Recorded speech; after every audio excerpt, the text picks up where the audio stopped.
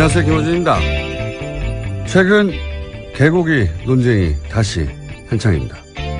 개인적으로 개를 키우게 된 이후 더 이상 개고기를 먹지 않게 된 사람 중 하나로 개고기 반대론 진영의 비위생적 축산 환경, 비윤리적 도축 과정에 대한 지적 크게 공감합니다.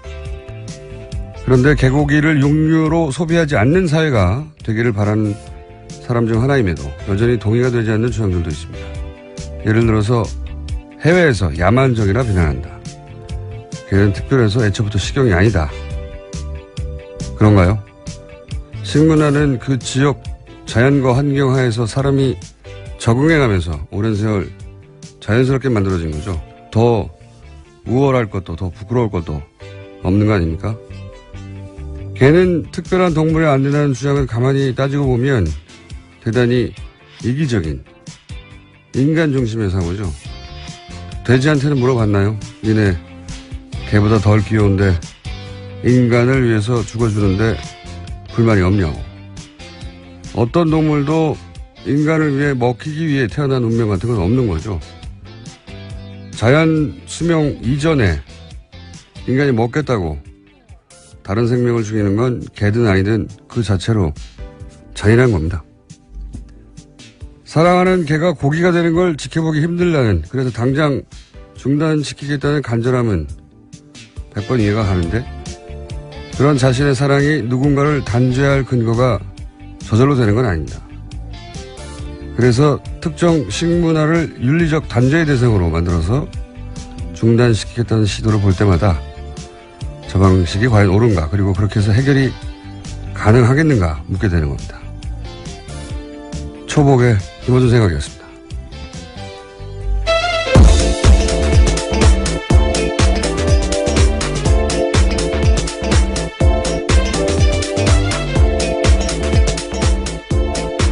자, 초복이에요. 시사인의 김은지입니다.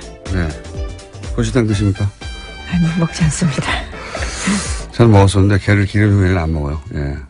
개를 기르다 보니까 개고기 반대론 자들의 어떤 절박한 주장을 매우 이해가 됩니다. 예. 근데 이제 대체적인 그 논리 전개가 뭐 공감 가는 분들도 있겠지만 개인적으로는 저는 아쉬움이 많거든요. 예. 그래서 얘기를 해봤는데 개고기 먹는 사람들은 이제 야만인 내지는 뭐 국제적 기준에 부합하지 않는 비문명인 혹은 뭐 개를 도축하고 사고 파는 사람들을 이제 굉장히 도덕적이지 않은 개 백정. 예. 그렇게 공격하거든요. 근데 식문화가 이렇게 윤리적인 공격의 대상이 되어서 그렇게 그 식문화를 단절시킬 수 있겠는가. 그런 저의 문제의식인데, 왜냐하면 내가 너보다 도덕적으로 더 우월한 포지션에 가서 계몽하고 설교하고 해가지고 어떤 문화가 단숨에 바뀌는 건 일어나지 않거든요. 예, 굉장히 종교적인 시도고. 나는 넌 좀 좋은 놈인데 넌 나쁜 놈이야 이렇게 외치는 강도만큼 딱 그만큼 반감이 또 강해져서 돌아와요. 그러니까 어떻게 해결해야 될까요? 각자 취향을 존중하되 육식 문화에 대해서는 한번 성찰해보는 게. 물론 공장장은 동의하지 않으시겠지만. 아니 이제 저는 채식, 그러니까 모든 동물의 도축에 반대하고, 그리고 채식을 주장하는 분들에 대해서는 그건 존중해요, 그 자체로. 예, 그건. 근데 이제 특별히 이 동물은 안 된다. 이게, 그리고 이제 그 동물이 안 된다는 이유가 이런 식의 야만적이거나, 어떤 특정 식문화를 막 공격해가지고 비윤리적인 걸로 만들어서는 오랫동안 해오는 게 단절이 안 된다는 겁니다, 절대. 그래서 제 생각인데 이게 더 엄격한 축산 환경, 더 엄격한 도축 기준, 그리고 그 기준에 미달하면 엄격하게 처벌하고 시장 진입을 굉장히 어렵게 만드는 거죠. 그러면서 동시에 이제 반려동물에 대한 보편인식이 제고되고 그렇게 점진적으로 매력이 없는 사업, 매력이 없는 먹거리, 그렇게 시장과 사회인식이 동시에 바뀌어가야지 갑자기 식문화가 없어지는 부분은 없습니다, 사실은. 이 육식에 대한 남다른 성찰을 지금 보여주고 계십니다. 왜냐하면 제 기억으로 몇십 년간 이 논쟁을 지켜본 것 같은데 전혀 진도가 안 나가는 것 같아서 왜 진도가 안 나가는지 가장 진도를 뽑고 싶어 하는 분들이 잘 모르는 것 같아서 한마디 보태둡니다. 예. 우리나라 정치가 진도가 안 나가는 것과 굉장히 비슷한 이유예요. 읽어봤고. 자, 오늘 첫 뉴스는요? 네, 이준서 전 국민의당 최고위원이 오늘 새벽 구속됐습니다. 서울 남부지법은 범죄 사실이 소명되고 증거인멸 및 도망칠 염려가 있다면서 구속영장을 발부했습니다. 반면에 이유미 씨의 남동생에 대한 사적 구속영장은 기각했는데요. 가담 경위, 정도, 수사 과정에서의 태도 등을 비춰보면 증거인멸이나 도망칠 염려가 있다고 보기 어렵다라는 이유입니다. 자, 이 문제는 저희가 주요 영장 발부 기각 사건은 저희 담당 부장판사가 있거든요. 전 부장판사, 이정열 전 부장판사를 잠시 후에 민의로 연결해서 짚어보기로 하고요. 자, 다음, 요 관련해서 뉴스가 좀 많죠? 네, 아시아투데이가 이준서 전 최고위원 구속영장을 입수해서 보도한 바가 있습니다. 이준서 전 최고위원이 이유미 씨에게 국민의당 청년위원장직을 제안했다라는 건데요. 이번 건만 잘 해결되면 국민의당 청년위원장직을 될 수 있도록 도와주겠다라는 거고요. 또 청년위원장은 국민의당 최고위원을 겸직하고 최고위원이 되면 쉽게 비례대표 국회의원이 될 수 있다라는 취지의 이야기도 했다라고 합니다. 그 대가를 언급했다는 얘기겠죠. 네. 그런 위험한 조작 행위가 이런 보상이 있을 것이다. 물론 이건 뭐 보상이 아니라 그렇게 노력하라고 체근하였다라고 본인은 주장할 것이고 검찰과 법원을 좀 다르게 판단한 것 같습니다. 근데 더 중요한 게 이제 보니까 5월 5일에는 이것이 가짜일 수도 있다는 가능성이 분명히 인지됐어야 하고 특히 5월 6일 제보자가 존재하지 않는다는 말을 들었으면 조작 가능성에 대해서 충분히 인지했다.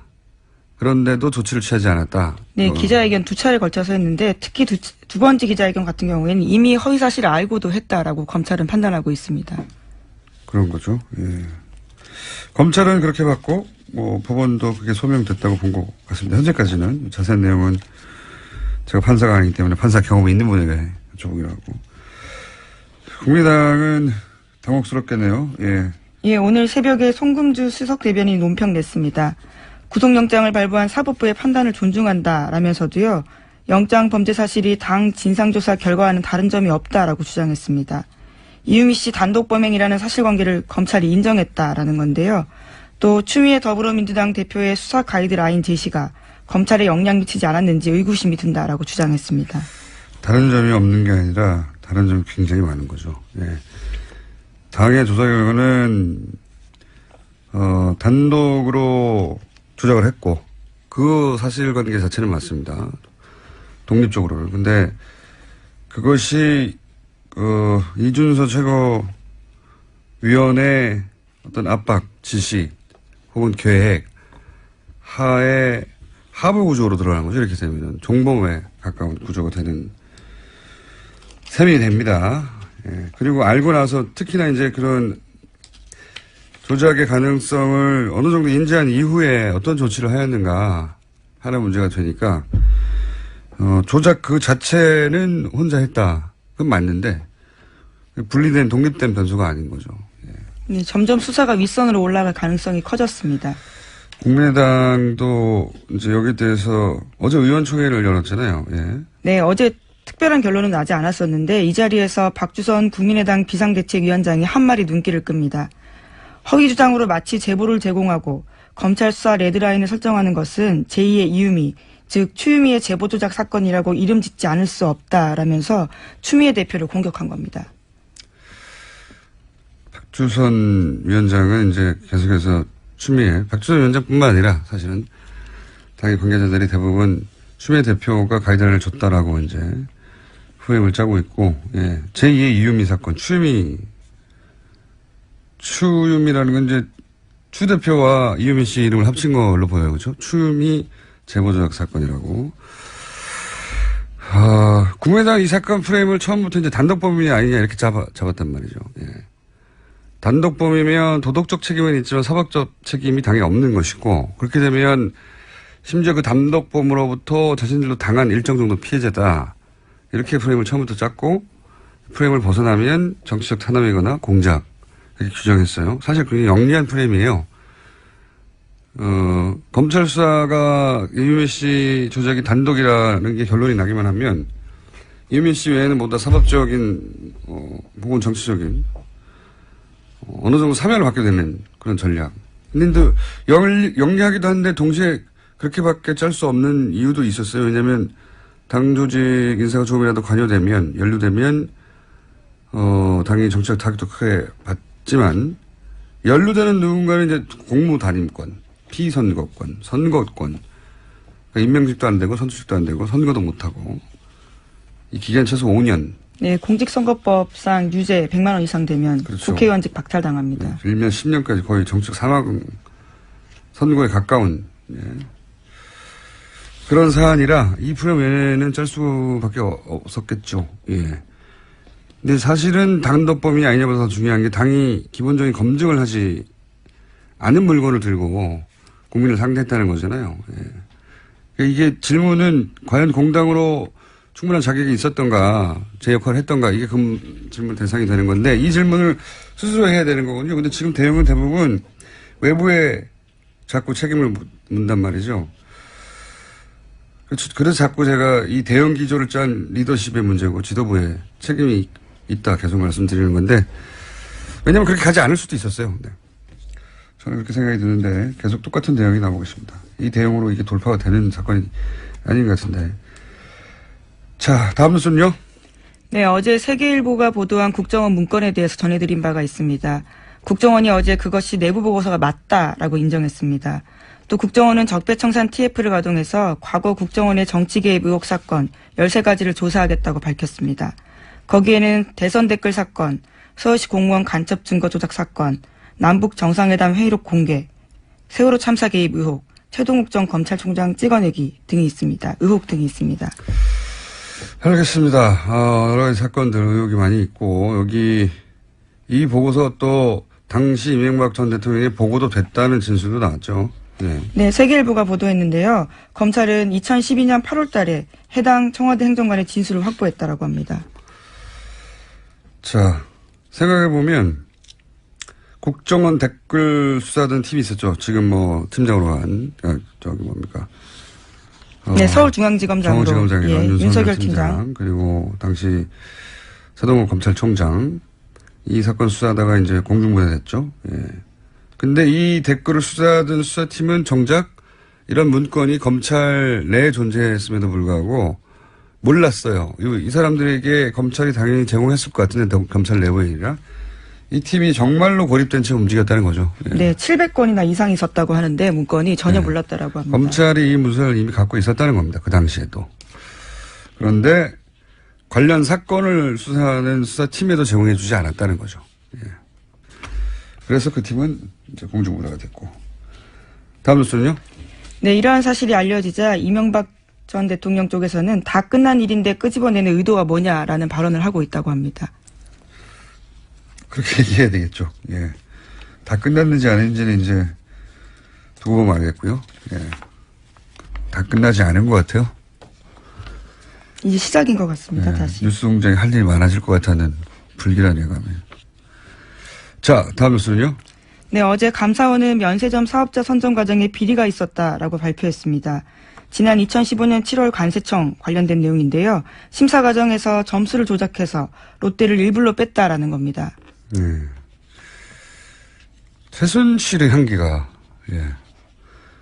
그러니까 이제, 방 씨를 되돌아가 보면, 롯데가 말을 잘 안 듣던 시점 아닙니까? 뭘 내라고 하는데, 돈을 안 내고 건물 지어줄게라고 대응한다든가. 네, K스포츠 재단과 관련해서 스포츠센터 하남의 땅 부지 마련하고 돈 내라고 했었는데요. 그 당시에 돈을 내지 않고 오히려 건물을 지어주겠다라 역제안을 한 바가 있습니다. 네. 이게 물론 롯데가 자격이 안 돼서 예, 탈락했을 수도 있습니다. 그런데 지금 밝혀진 것이 점수가 조작됐다는 거니까 의도를 가지고 탈락신 것으로 보여지고 더 재밌는 것은 그 다음 해에 면세점 4곳이 추가됐는데 거기 롯데가 포함됐다. 네, 면세점수 늘리라고 하는 것도 박근혜 전 대통령 지시였다라고 합니다. 이게 왜 말이 안 되냐면 면세점은 2년에 한 번씩 추가하는데 이렇게 롯데가 2015년에 빠지고 나서 2016년에 1년 만에 다시 대통령이 넣어라 해서 넣었던 사안. 이때는 이제 롯데가 마음을 잘 들었나 보죠. 라고 의심할 만한 정황이 구체적으로 나온 거고요. 시간이 미인을 해야 되기 때문에 제목 정도를 간단하게 짚고 넘어가죠. 네, 박근혜 전 대통령이 어제도 자신의 재판에 나타나지 않았습니다. 이틀째 안 나온 건데요. 유영하 변호사는 인대 쪽에 이상이 있다라고 주장했습니다. 그러자 검찰에서는 구치소에서 확인해 본 결과 네 번째 발가락을 구치소 문지방에 부딪혔다. 다른 이상은 없다라고 이야기했는데요. 재판부는 진단서 제출을 요구했습니다. 네 번째 발가락을 굉장히 구체적이네. 구치소에서 네 번째 발가락을 부딪히셨다고. 예. 아프실 예정인 것을 제가 이렇게 소화하고 있다고 말씀드렸는데.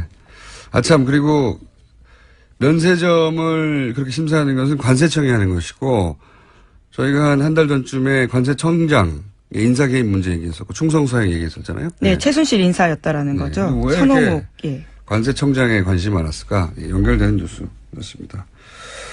자, 박근혜 대통령께서는 아프실 계획이 이제 실행에 옮겨진 상태고요. 제목 하나 정도 읽고 오늘 끝내야 될 것 같습니다. 네, 어제 정의당에서 초선의 이정미 의원이 당대표로 선출됐습니다. 알겠습니다. 신민남 대표는 저희가 조만간 모시기로 하고요. 여기까지 해야 되겠습니다. 시사인의 김은지였습니다. 감사합니다. 계속해서 민입니다. 이준서 전 최고위원이 영장 발부가 됐는데 요 사안 좀 짚어보겠습니다. 이정철 전 부산판사 전화 연결됐습니다. 안녕하십니까? 네, 안녕하십니까. 영장 전담 해설 판사님. 이번에 발부된 이유를 간략하게 정리해 주시면요. 일단 영장이 발부될 때는 이 법원에서 특별한 이유를 기재하거나 밝히진 않아요. 그래서 정확하게는 알 수는 없습니다. 그렇군요. 검찰에서 주장하는 걸 그대로 받아들이기 때문에. 오히려 발부됐을 때는 설명이 없군요. 예. 예, 그렇죠. 그래서 보도에서도 보시겠지만 뭐 범죄사실 소명이 있고 도주와 증거인멸의 우려가 있어서 발부했다 이렇게만 나오거든요. 예. 이거는 이제 법을 그대로 옮겨놓은 거라서 큰 의미는 없고요. 예. 오히려 보면은 영장이 기각된 그 이유미 씨 남동생 사건 이유를 보면 좀 추측 가능해 볼 수 있지 않을까 싶은데요. 예, 조금 전에 이제 김은지 기자님께서 전해주셨지만 가담 경위 및 정도 수사 과정에서의 태도 등에 비춰보면 증거인멸이나 도말 염려가 보기 부족하다 이렇게 지금 이유가 기재되어 있다고 합니다. 예. 이제 역으로 보면 가담 경위와 정도가 중하다는 거죠. 그래서 그걸 보면 이제 이준서 씨가 이제 최고위원이라는 지위도 있었고, 그다음에 무엇보다 제일 중요한 것은 허위사실 유포로 당초에 이제 생각했던 목적이 성공하면 이 사람이 어떤 이득을 얻게 되는가. 그러니까 상당히 이제 뭐 정치적으로 내지는 뭐 어떤 권력적으로 좋은 자리, 뭐 힘이 있는 자리에 갈 수 있다는 거죠. 그런데 역으로 보면 이제 이유미 씨 남동생 같은 경우에는 성공해도 이분이 얻을 건 별로 없기 때문에 그래서 뭐 중하다고 보지 않는 것 아닌가 이렇게 해석 가능한데요. 다만 저는 개인적으로는 좀 발부된 게 의외긴 해요. 네, 어떤 면에서 그렇습니까? 이 증거인멸 우려 부분을 보면 지금 보통은 이제 공범자들 사이에 말이 맞춰져 가지고 그래서 증거가 사라진다는 게 증거인멸 우려 부분인데 지금 공범으로 지목된 이유미 씨하고 이준서 씨하고는 진술이 다르잖아요. 그렇죠. 한쪽은 뭐 강에서 시켰다는 거고 한쪽은 단독 범행이라 그러니까 그러면은 이런 경우는 증거인멸의 우려가 별로 없는 경우거든요. 그런데도 이렇게 보면은 증거인멸의 우려가 있다고 본 건 오히려 역으로 이유미 씨와의 공범관계에 관한 사실 이것이 증거인멸의 우려가 있다고 본 게 아니라 이 국민의당 머리 부분 하고 증거인멸을 우려할 우려가 있다고 본 것이 아닌가. 그러니까 지금 검찰이 정확하게 어떻게 이제 영장 발부 사유를 기재했고 구체적으로 그건 잘 모르겠으나 만약에 증거인멸의 우려를 거론했다면 그때 이미 구속된 이유미 씨와가 아니라 아직 구속되거나 혹은 사법적 책임을 묻는 대상이 되고 있지 않는 당내에 그런 사람이 남아 있다고 판단한 거네요. 그렇죠. 밖에 나가면 이분들하고 입을 맞출 수도 있다. 그렇죠. 그래서 그 부분을 또 국민의당 쪽에서 집중적으로 부각을 시켜왔었고 추미애 대표도 머리자르기라고 아주 적절하게 표현을 하시지 않습니까? 그러니까 그 부분이 오히려 자승자박이 된 거 아닌가 싶은 생각이 들고 만약에 이제 증거인멸 우려가 문제가 안 됐다면, 그러니까 어차피 도주 우려나 증거인멸 우려 둘 중에 하나만 있으면 되는 거니까요. 그럼 도주 우려가 있었다는 건데 이 부분을 보자면은 도주 우려가 있다고 하려면 실형 선고될 정도의 사안이다라고 본 거라는 거거든요. 그렇군요. 이거 아주 중대하게 본 거죠 법원에서. 그리고 수사 과정에서의 태도가 협조적이어서 동생을 구속까지 할 필요가 없다고 한 걸로 보면 네. 전면적으로 부인한 것이 오히려 이제 불리하게 작용했나 봅니다. 그러니까 부인하더라도 어느 정도 합리적이면 법원에서 이제 방어권 보장을 위해서 구속할 사유가 상당성이 부족하다 이렇게 판시를 하는데 부인을 해도 뭐 좀 합리적이지 않게 한 것이 아닌가. 그래서 방어권 보장의 이익보다는 구금하는 것이 훨씬 더 공익적인 이익이 크다라고 재판부에서 판단한 것 같습니다. 그렇군요. 역시 판사님 출신이라 명쾌하게 해설을 해주시는군요. 고맙습니다. 예, 전문 분야인데 이 정도 해주셔야죠. 예, 평생 하셨는데. 그런데 이건 어떻습니까? 만약 이제 이렇게 되면 이제 공범을 찾게 되는 나머지 수사가 그쪽으로 가야 될 것 같지 않습니까? 근데 원칙적으로 예. 그런데 이제 궁금한 것은 만약에 지금 이제 공명선거 추진위원단의 부단장이라든가 또는 네. 거기 계셨던 분들이 직접적인 이제 대상이 될 텐데 그분들도 당연히 전면적으로 부인할 거 아니겠습니까? 그렇죠. 예. 이거를 유지해야 하겠죠. 당연히 전면적으로 부인할 것이고 본인들은 몰랐다라는 조작 사실 전혀 몰랐다라고 주장하실 것이고 그게 사실일 수도 물론 있고요. 뭐 네. 검찰의 수사 결과 아닐 수도 있기도 한데 지금 이렇게 구속된 정도라면 어떻게 전망하십니까? 지금까지 검찰이 내놓은 주장도 언론에 보도된 정도 그리고 파악하신 사안의 정도로 보아 일정 정도 책임을 묻게 되는 인사가 등장하게 될까요? 제 생각으로는 예. 통상적인 이 정치계 사건에서 봤을 때 예. 이준서 씨가 이렇게 되면은 본인이 다 덮었을 가능성이 크지 않을까라는 생각은 듭니다. 그러니까 이 사건이 종결된 이후를 생각을 해보면 예. 이준서 씨 입장에서는 나중에 결국은 사실은 그렇지 않지만 본인이 다 스스로 내가 한 것이다라고 해서 뒤집어쓰고 감으로써 당을 지키고 이제 윗선을 보호했다라고 하는 그런 평가를 받을 수 있으면 나중에라도 어떠한 대가를 얻을 수는 있을 거거든요. 10년인데요, 10년. 이렇게 되면. 그거는 피선거권의 문제지 당직이라든가 다른 부분에 있어서는 전혀 다른 문제니까요. 야, 제가 마지막 질문을 잘못한 것 같습니다. 그 부분은 정치의 영역인데. 예, 그렇죠. 네. 판사님이 전망해서 맞을 리가 없는 보통 보면, 그러니까 예. 저는 이제 그냥 법률적인 어떤 법조계의 이런 관행 같은 것을 보면은, 예. 이게 만약에 이준서 씨에 대한 구속영장 청구가 기각이 됐었다면, 어차피 수사는 할 겁니다. 왜냐면은 이게 보고 라인이라든가, 내지는 알게 된 경위라든가 이런 걸 보면은 공범 관계가 어느 정도까지 확대되는지를 조사를 안 할 수는 없거든요. 다만, 이제 강도의 문제인데, 예. 이준서 씨에 대한 구속영장 청구가 기각이 됐었다면은, 그러면은 바로 위에인 이제 부단장급, 거기는 영장 청구를 당연히 안 하겠죠. 어차피 지금 아랫선에서도 기각이 된 마당이라. 그런데 그렇겠죠. 지금 이렇게 되면은 이제 부단장급에 대한 영장 청구도 검찰에서 좀 고려를 해봐야 되는 상황이 된 게 아닌가. 그러면 정말 어느 정도, 예. 예.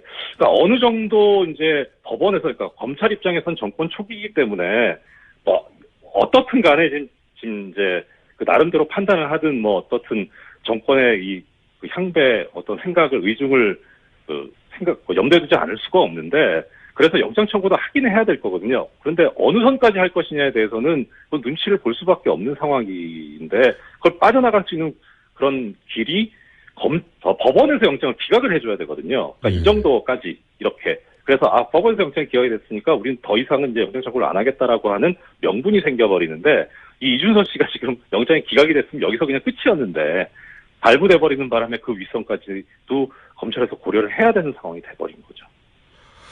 알겠습니다. 여기까지 듣겠습니다. 감사합니다. 네, 고맙습니다. 지금까지 이정열 전 부장판사였습니다. 노르가즘입니다. 또 어떤 분이 저한테 망측하다고 이렇게 망측하다고 지적한 분도 계십니다. 그분이 이상한 거예요. 정의당 노회찬 원내대표 나오셨습니다. 안녕하십니까. 안녕하십니까. 예.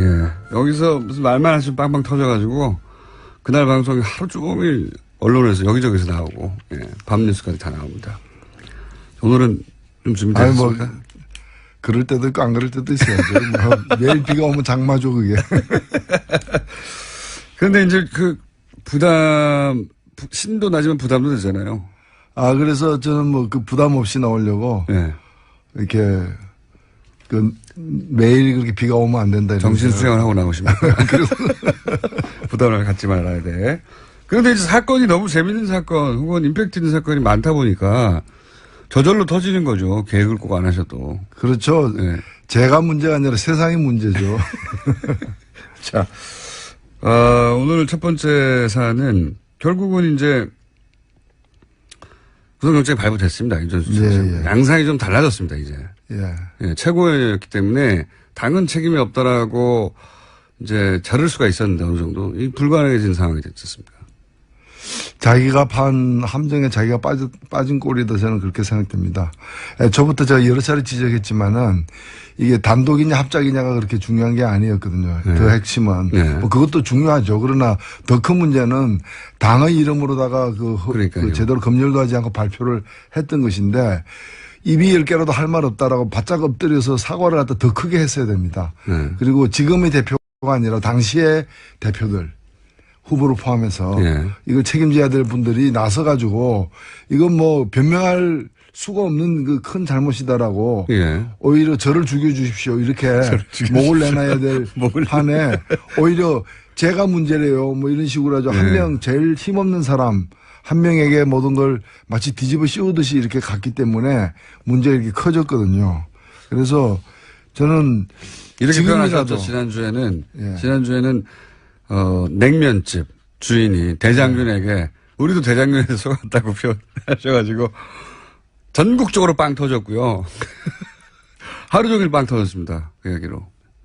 그렇죠. 그 뭐 사실이죠. 그래서 그 냉면집이 한 며칠 휴업을 하든가 주인이 이렇게 100배 사죄를 해야 되는데 나도 몰랐다, 뭐 나도 속았다 이렇게만 가니까 문제가 된 거죠. 그래서 저는 지금도 보면은 또 한 번 더 과거의 어떤 프레임으로 갈 가능성이 있어요. 그러니까 이제 이준서 전 최고위원이 구속되면서 그러니까 이제 그다음에 이제 이준서는 누구에게 보고했는가 이제 공명실천단 관계자들부터 시작해서 되고 사실 그 정도 되면요 다 알았다고 봐야 되는 거거든요. 그걸 굳이 나는 몰랐다, 누구까지 알았다 또 이렇게 한 번 더 꼬리를 자르는 식으로 이제 대응을 하게 되면은 저는 이건 수습하기가 어렵다고 봅니다. 영원히 상처로 남거든요. 이미 수습하기 쉽지 않은 단계까지 갔습니다. 지금 사실. 예, 그렇기 때문에 오히려 지금 많이 늦었지만 지금이라도 그 실제 당시의 최고 지도부들 후보를 포함한 이분들이 나서가지고 오히려 뭐 지금 이유미 씨라거나 이런 사람 잘못보다 우리가 더 잘못이 크다. 우리 때문에 맨 처음부터 그렇게 했어요. 네, 그렇죠. 네. 그렇게 나갔어야 되는 거죠. 오히려 이유미 씨를 감쌀 일은 아니긴 한데, 잘못이 있다 하더라도, 그것은 우리가 제대로 체크하지 못한, 그런 왜곡된, 혹은 혹한, 그런 어떤 성과를 세우고 싶은 욕심이 있었다 하더라도, 우리가 충분히 걸러냈으면, 모두가 다 안전해지고, 이유미 씨도 안전해질 수 있었는데, 당이 제대로 작동하지 못했다. 이렇게 갔어야 되는 거 아닙니까, 원래? 그렇죠. 예. 그건, 있어서는 안 되는 일이 발생했기 때문에 국민들에게 사죄하는 식으로 가야 되는데 너무 경쟁하는 정당들을 의식하고 또 몇몇 인물들 보호하려고 하다 보니까 오히려 집이 불타를 버리는 지금 상황이 온 거죠. 자, 오늘은 아직 비유까지는 나오지 않고 있습니다. 자제하고 있습니다. 제가 국민의당 최고 지도부 어떤 한 분을 만났는데 오랜만에 만나자마자 그냥 대장균 이러더라고요. 대장균. 본인을 가리키면서요? 예. 그러니까요. 이 여의도에 계신 분들은 그 표현을 다 들었겠죠. 모든 방송에서 다 나왔으니까요. 8시 뉴스도 나오고 9시 뉴스도 나오고 하루 종일 정편에서 나오고요. 네.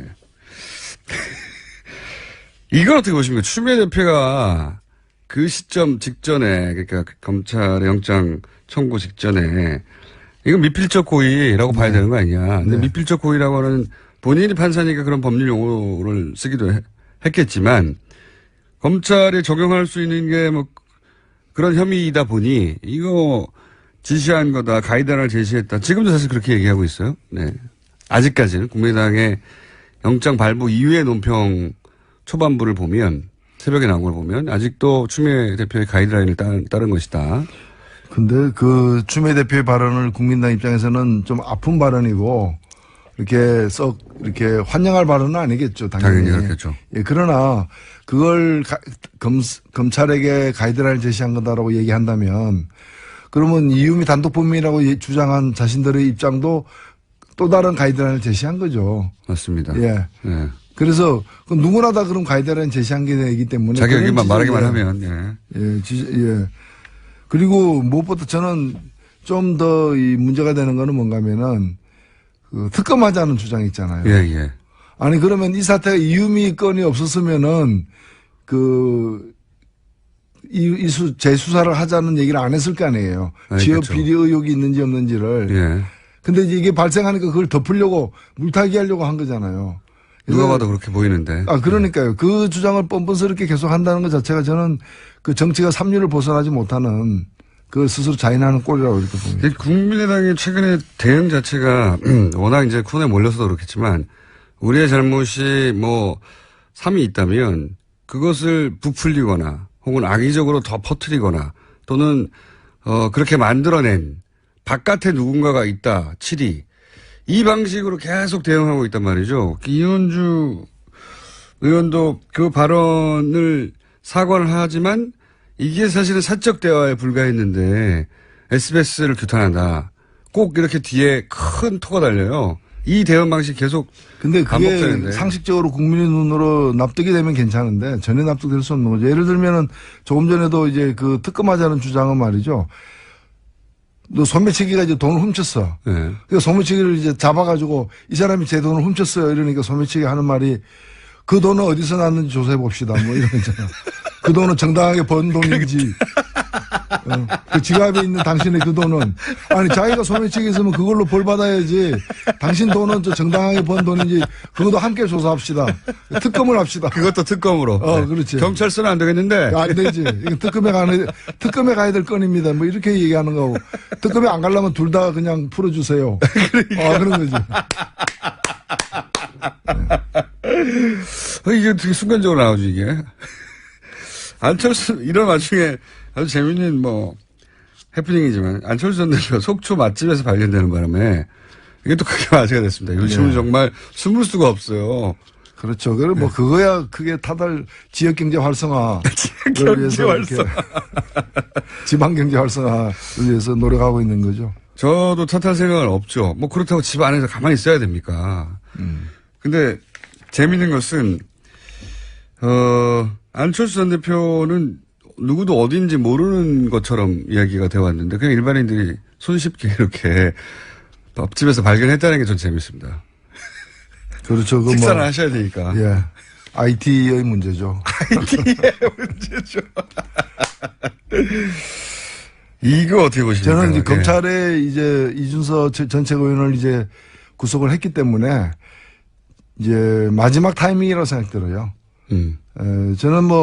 저는 사실 개인적으로 안철수 그 전 후보가 이걸 보고받고 계속 파헤쳐라 뭐 이런 식으로 그 알고서 지시했다고 전혀 생각하지 않습니다. 그럼에도 불구하고 당시 후보였고 또 후보를 위해서 한 일들이잖아요. 본인들이 영입한 사람들이고 본인의 라인이라고 하는 사람들이고요. 그렇죠. 그렇기 때문에 이 부분에 관해서는 일단은 본인이 대승적으로 가장 큰 책임이 있다라고 이렇게 국민들에게 사죄를 하는. 그 사람들이 본인을 위해서 한 거고요. 그 혜택이 돌아온다면 본인에게 가장 크게 돌아오는 거고요. 그렇죠. 사실은 이렇게 타이밍을 잃긴 잃은 것 같습니다. 그죠? 그래도 지금이라도 지금 마지막 저는 타이밍이라고 생각되고 국민들에게 좀 이렇게 여기에 대해서 가장 큰 책임은 나에게 있다. 모든 사람이 나를 위해서 한 일이니까 용서해달라. 용서가 안 되겠지만 이런 식으로 좀 자세를 취할 필요가 있다고 봅니다. 진작에 했어야 될 것 같은데 점점 시간이 지나면 지날수록 더 강한 표현이 필요할 텐데 문자가 많이 옵니다. 그중에서 웃겨서 운전하다가 사고 날 것 같으니까 노회찬 비유를 자제해 주십시오. 명심하겠습니다. 그리고 자유한국당도 사정이 참 안 좋습니다, 요즘. 예. 예. 원래 이제 야당이 대선처럼 큰 선거 지고 나면 속사정이 좋을 리가 없는데, 그런데 그걸 감안하더라도 사정이 좀 많이 안 좋아요. 대표가 새로 뽑혔는데도 불구하고, 원내대표하고 각이 계속 쓰고 있고요. 예. 그리고 이제 혁신을 하겠다면서 이제 외부 인사를 영입했는데 박근혜 전 대통령은 정치보복을 당한 것이다. 라는 입장을 가진 유석춘 위원장이 들어오셨어요. 혁신하고 정반대로 가고 있는 거죠. 사실 혁신이란 거는 말 그대로 껍데기를 벗겨서 새로 태어나는 걸 얘기하는 거니까 반드시 고통이 따를 수밖에 없고 그 고통을 감내하겠다, 감수하겠다라는 의지의 표현이 이제 혁신이거든요. 근데 지금 보면은 이분은 보수의 혁신, 보수는 지금보다 더 아파해야 된다. 아픔을 통해서 새롭게 태어나는 이 길을 걷는 게 아니라 그 보수의 아픔을 갖다 이게 보수의 모르핀이에요. 그러니까 박근혜는 억울하게 잡혔다. 이게 그러니까 자신들이 잘못한 게 아니라 자기들은 계속해서 억울하게 지금 당하고 있다. 그런 근거와 또는 그런 어떤 철학을 계속해서 주입시키는 그 보수의 어떤 마약 같은 그런 이제 역할을 하기 때문에 이거는 여기서는 혁신이 있을 수가 없는 거죠. 그리고 이제 박근혜 전 대통령 뭐 탄핵과 관련해서도 그게 대략 한 8대2 정도로 탄핵 찬성이 많았고 탄핵이 실제 이루어지고 나서는 그 비율은 더 높았거든요. 예. 결국은 잘된 일이고. 그렇죠. 그러니까 그게 아니라 정치 보복을 당한 것이다라고 하면 팔을 버리겠다는 전략이 있던단 말이죠. 최소한. 그렇죠. 지금 사실은 뭐 이분만이 아니라 그 자유한국당의 그 지도부는 뭐 약간씩 이제 그 방향은 틀립니다만은 공통점이 뭔가 하면은 이라도 건지겠다. 예. 팔은 버린 지 오래된 거예요. 버리죠. 예. 다시 그 시절로 갈 가능성은 없다고 보는 거기 때문에. 새로 시작한다면 이제 2가 아니라 혹은 1.5가 아니라 5, 적어도 5를 먹어야 사실은 해볼 수 있는 거 아닙니까? 그걸 전략이 처음부터 그래야 그렇죠. 되는데. 보수의 매력을 새로 발굴해낸다거나 보수의 강점, 장점을 또 다시 정립을 해가지고 지지를 확장해 나가려는 그런 의사는 거의 거의 없어 보여요. 그러니까 그 뭐 세상을 포기한 사람들이 있다는 거예요. 그러니까 상대가 실수하고 상대가 스스로 망하기를 이제 기원하는 그런 거죠. 저도 되게 이해가 안 갑니다. 뭐 이런 생각 하시는 분도 있겠지만 당연히 혁신을 하고 새로 그림을 그린다면 집을 새로 짓겠다는 건데 더 큰 집을 지은 전략이 나와야 될 것 같은데 있던 집도 자꾸 줄이려고 하는 것 같아가지고 이런 생각을 하시는 분들이 존재하겠지만 분명히 소수인데 근데 소수라고 생각하지 않는 것 같아요. 뭐랄까 숨어 있을 뿐 시대가 이러와요. 그분들이 감각을 상실한 거죠. 네. 지금 어디에 있는지 위치에 대한 어떤 인지 기능도 굉장히 퇴화한 거고. 자, 이현주 의원은 어떤 식으로 이 사안을 돌파해야 할까요? 뭐 이미 돌파를 하고 있잖아요. 본인의 방식으로 돌파하고 있긴 한데 돌파가 안 되는 것 같아가지고 제가 보기에는. 예, 뭐 본인이 또 사과를 했으니까요. 뭐 사과했다고 다 해결된 건 아니라고 저는 봅니다만은. 저는 사과만 하고 딱 끝내버렸으면 좋았을 것 같은데 사과를 했는데 이것이 사적 대화가 유출된 거기 때문에 SBS 책임이 크다라고 규탄하고 나왔잖아요. 물론 SBS 해당 기자는 무슨 소리냐. 사안이 있었고 후속 취재 중이었다. 국회의원과 기자가 특정 정치 사안에 대해서 후속 취재를 하는데 그게 어떻게 사적 대화냐. 사적 전화로 이루어진 일이긴 하나. 지금 뒤 맨 마지막에 사적 전화라는 첨언은 제가 하는 것이고 그 앞부분은 그 항변이거든요. SBS 기자의.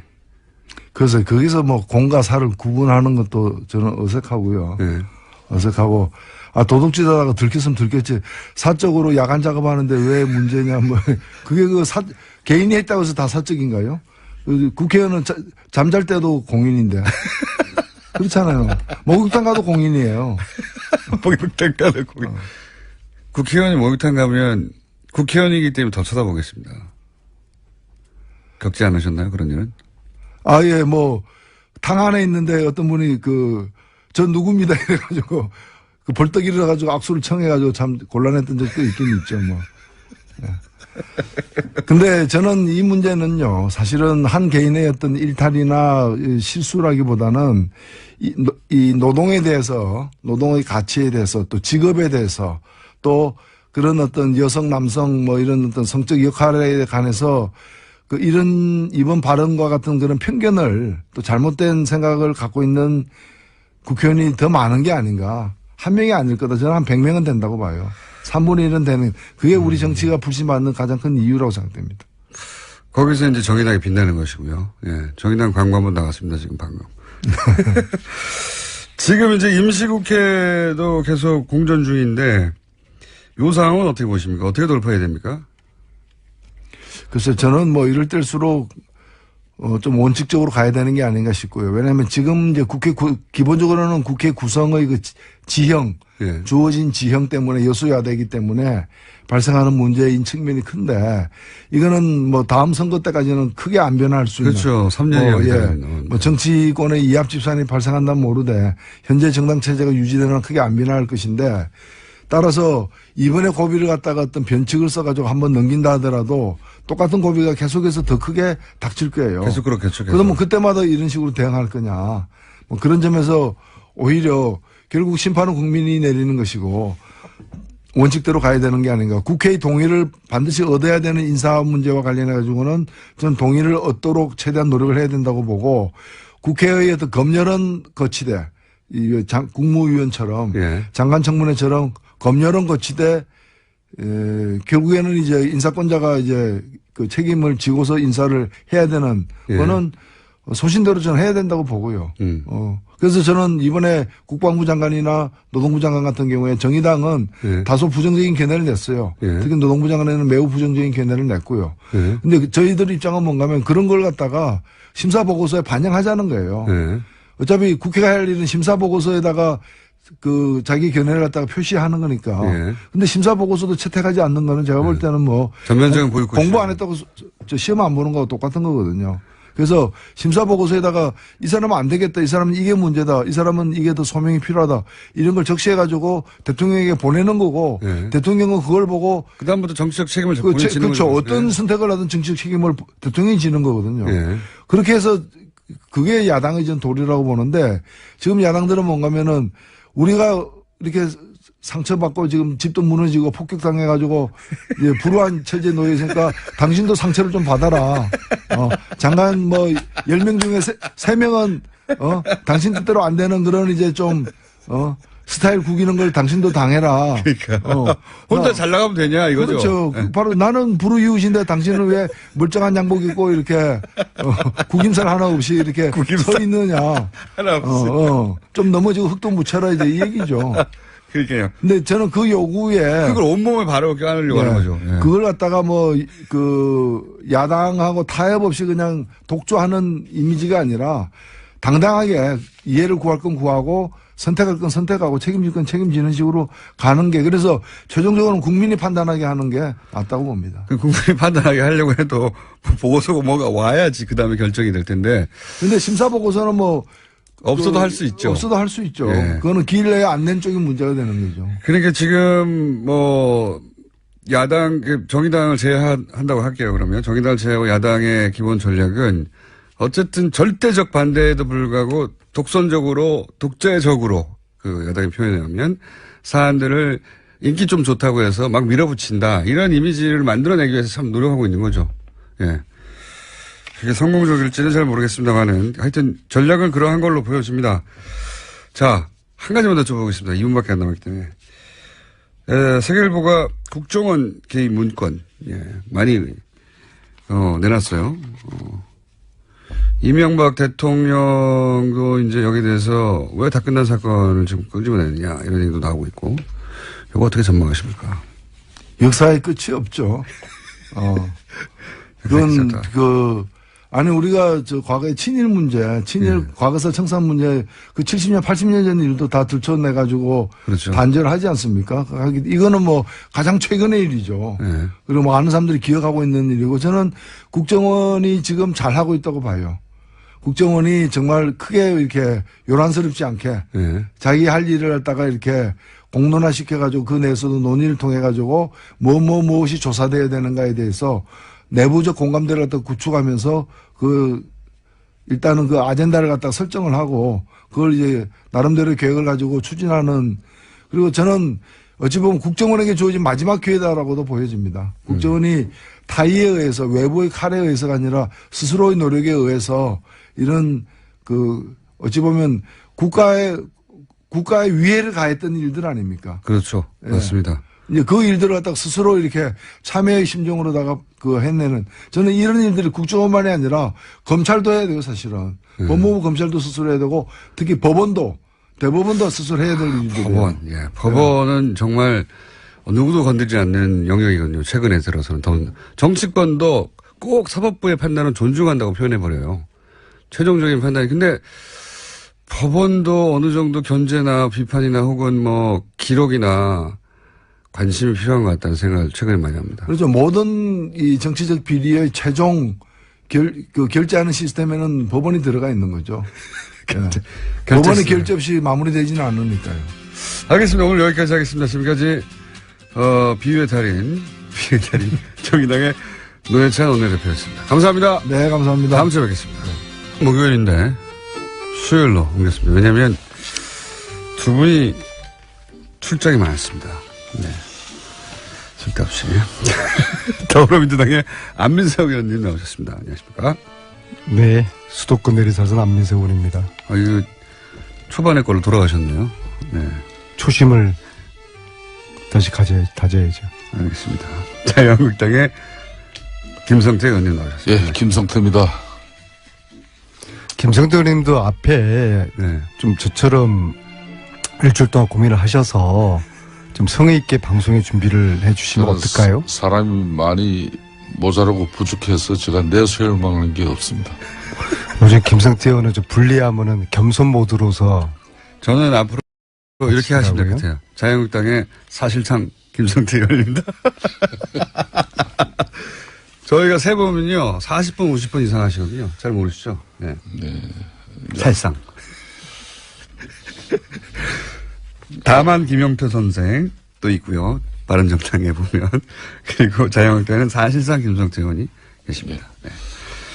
자, 가장 먼저는 이게 이제 오늘 아침에 터진 일이라, 국민당 관련해서, 이준서 전 최고위원에게 영장이 발부됐습니다. 간단한 코멘트들 해주시면요. 예, 사실 구속 여부를 가를 핵심 쟁점은 간단했었습니다. 이 사건은. 네. 이준서 전 국민의당 최고위원이 과연 제보가 조작된 것을 미리 알았는지. 네. 그렇다면 알면서도 기자회견을 강행했는지 그 여부였거든요. 그것도 쟁점 중에 하나였죠. 그렇죠. 가장 핵심이죠. 검찰이 이 전 최고위원을 조작 과정에 적극적으로 가담한 공동정범으로 규정해서 구속영장에 적시했단 말입니다. 네. 이것은 제보 검증을 부실하게 한 미필적 고의 수준을 넘어서, 즉 허위 제보임을 알고도 당에서 공포하게 한 학정적 고의가 있다고 볼 만한 정황을 검찰이 확보했다고 볼 수 있는 것이죠. 그러니까 구속 여부를 가를 쟁점이 너무나 단순했기 때문에 사실 영장실질심사가 90분 만에 종료된 점이나 또 심사를 마치고 나온 이전 최고위원의 표정에서 구속되겠구나 하는 그런 이 생각을 직감할 수 있었죠. 이제는 수사가 검찰에서는 이제 위선으로 향할 수밖에 없는데 어떡하든 지고화를 막론하고 철저한 수사가 성역 없이 이루어져야 되는 것이죠. 김성태 의원님하고 비슷한 의견이 있는데요. 이준석 구속은 위선 수사 이제 본격화가 될 것이고요. 단지 여당과 검찰이 짜고 벌이는 수사라고 음모론 제기하면서 특검 무는 국회 보이콧 이런 것은 좀 국민들 우습게 하는 처사라고 보고요. 추미애 대표 발언 때문에 그런 건데요. 네. 다소 그거는 좀 아쉬움은 있지만요. 저는 오늘 최순실 재산몰수 특별법 이제 국회의원들 1차 서명을 오늘 시민단체와 약속을 했기 때문에 공개를 해야 되는데요. 총 116분이 찬성을 하셨어요. 동참하셨는데 경악할 만한 사실이 하나가 있습니다. 116분 중에요? 네. 네. 이 중에서 자유한국당과 바른정당 소속 의원은 딱 한 분만 동참하셨습니다. 김성태 의원님. 바로 제 앞에 있는 네. 김성태 의원님입니다. 정말 존경 안 할래야 안 할 수가 없고요. 그런데 국민들께서 너무 좀 나무라거나 비난하지 마셨으면 좋겠어요. 아마 요즘 바른정당과 자유한국당 의원님들이 굉장히 바쁘셔서 좀 이 특별법 여기 신경을 잘 못 쓰신 것 같아요. 왜 바쁘신 거죠? 혁신위원장도 노심초사해가지고 나름대로 책임자라고 안 치고 등등해서 아무튼 바빠서 서명을 할 시간이 없다고 그러시더라고요. 그래서 제가 이번 주말에 다시 독일을 가거든요. 그래서 독일 가는 동안에 앞으로 한 10일 정도 더 2차 국회의원들 서명 연장을 해서 7월 말에 발의를 할 생각이니까는요. 국민들께서는 비판하지 마시고 응원 해주시길 바라겠습니다. 아직 서명하지 않은 분들에게 해달라고. 안민석 의원께서 바쁘셔서 서명을 못했다고 하시니까. 아직 가을도 오지 않았는데 뭔가 좀 사람이 확 변했네요.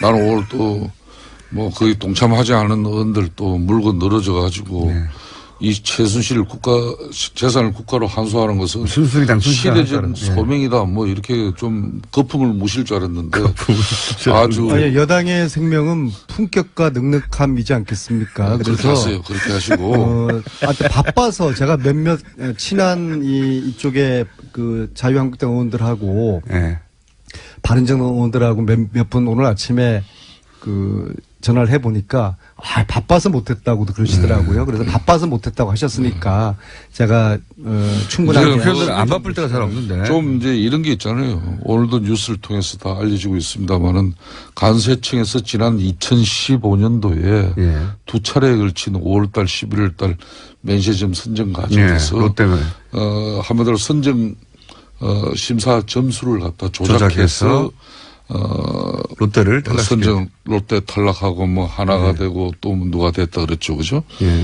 그 간세청장이 또 간세청장이요. 최순실과 또 관련된 의혹을 이미 받고 있지 않습니까? 그렇기 때문에 최순실의 국정농단에 의한 이런 재산이 있다면은 이거는 정말 국민들이 용납할 수 없이 이거는 국고에 환수해야 되는 것이죠.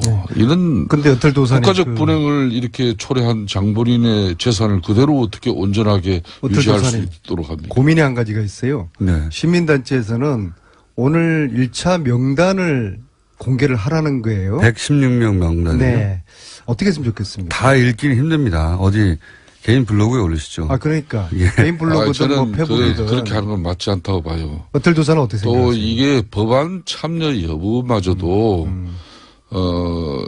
국민 여론에 의해 가지고 여론의 문매를 받고 억지로 또 거기에 동참 참여를 그래서 고민인데요. 어떨도사는 어떻게 생각하세요?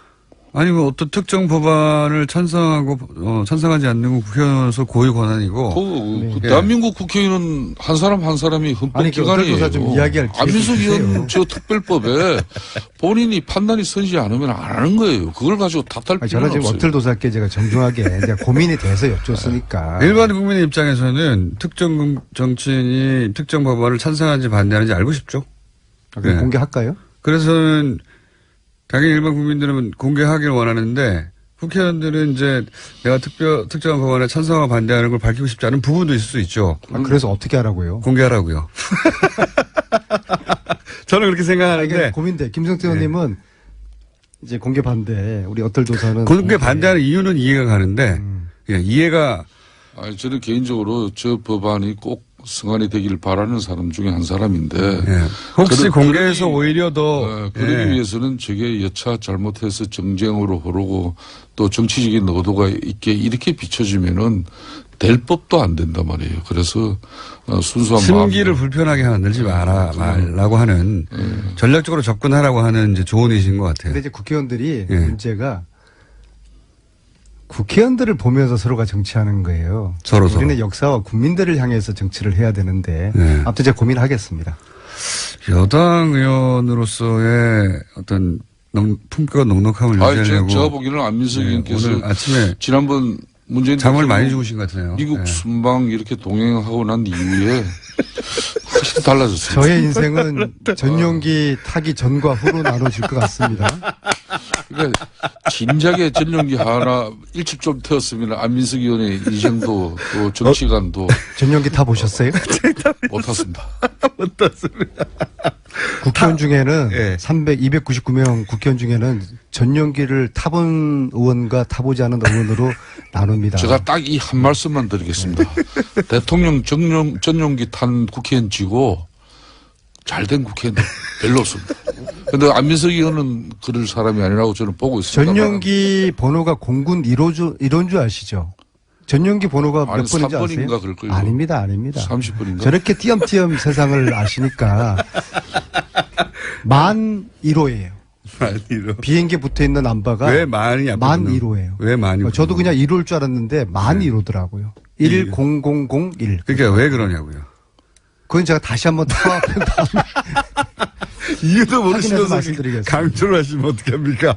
아, 41호구나. 네. 이유가 뭐다. 이렇게 말씀하실 수 있어야 다시 한번 제가 그걸 주제로 거론하셔야 되는데 그냥 41호입니다 해놓고 이유는 모르시면은 저희랑 다를 바가 없지 않습니까? 이것만 아는 것만 하더라도 대단한 거죠. 타고 났더니 뭐가 바뀌던가요?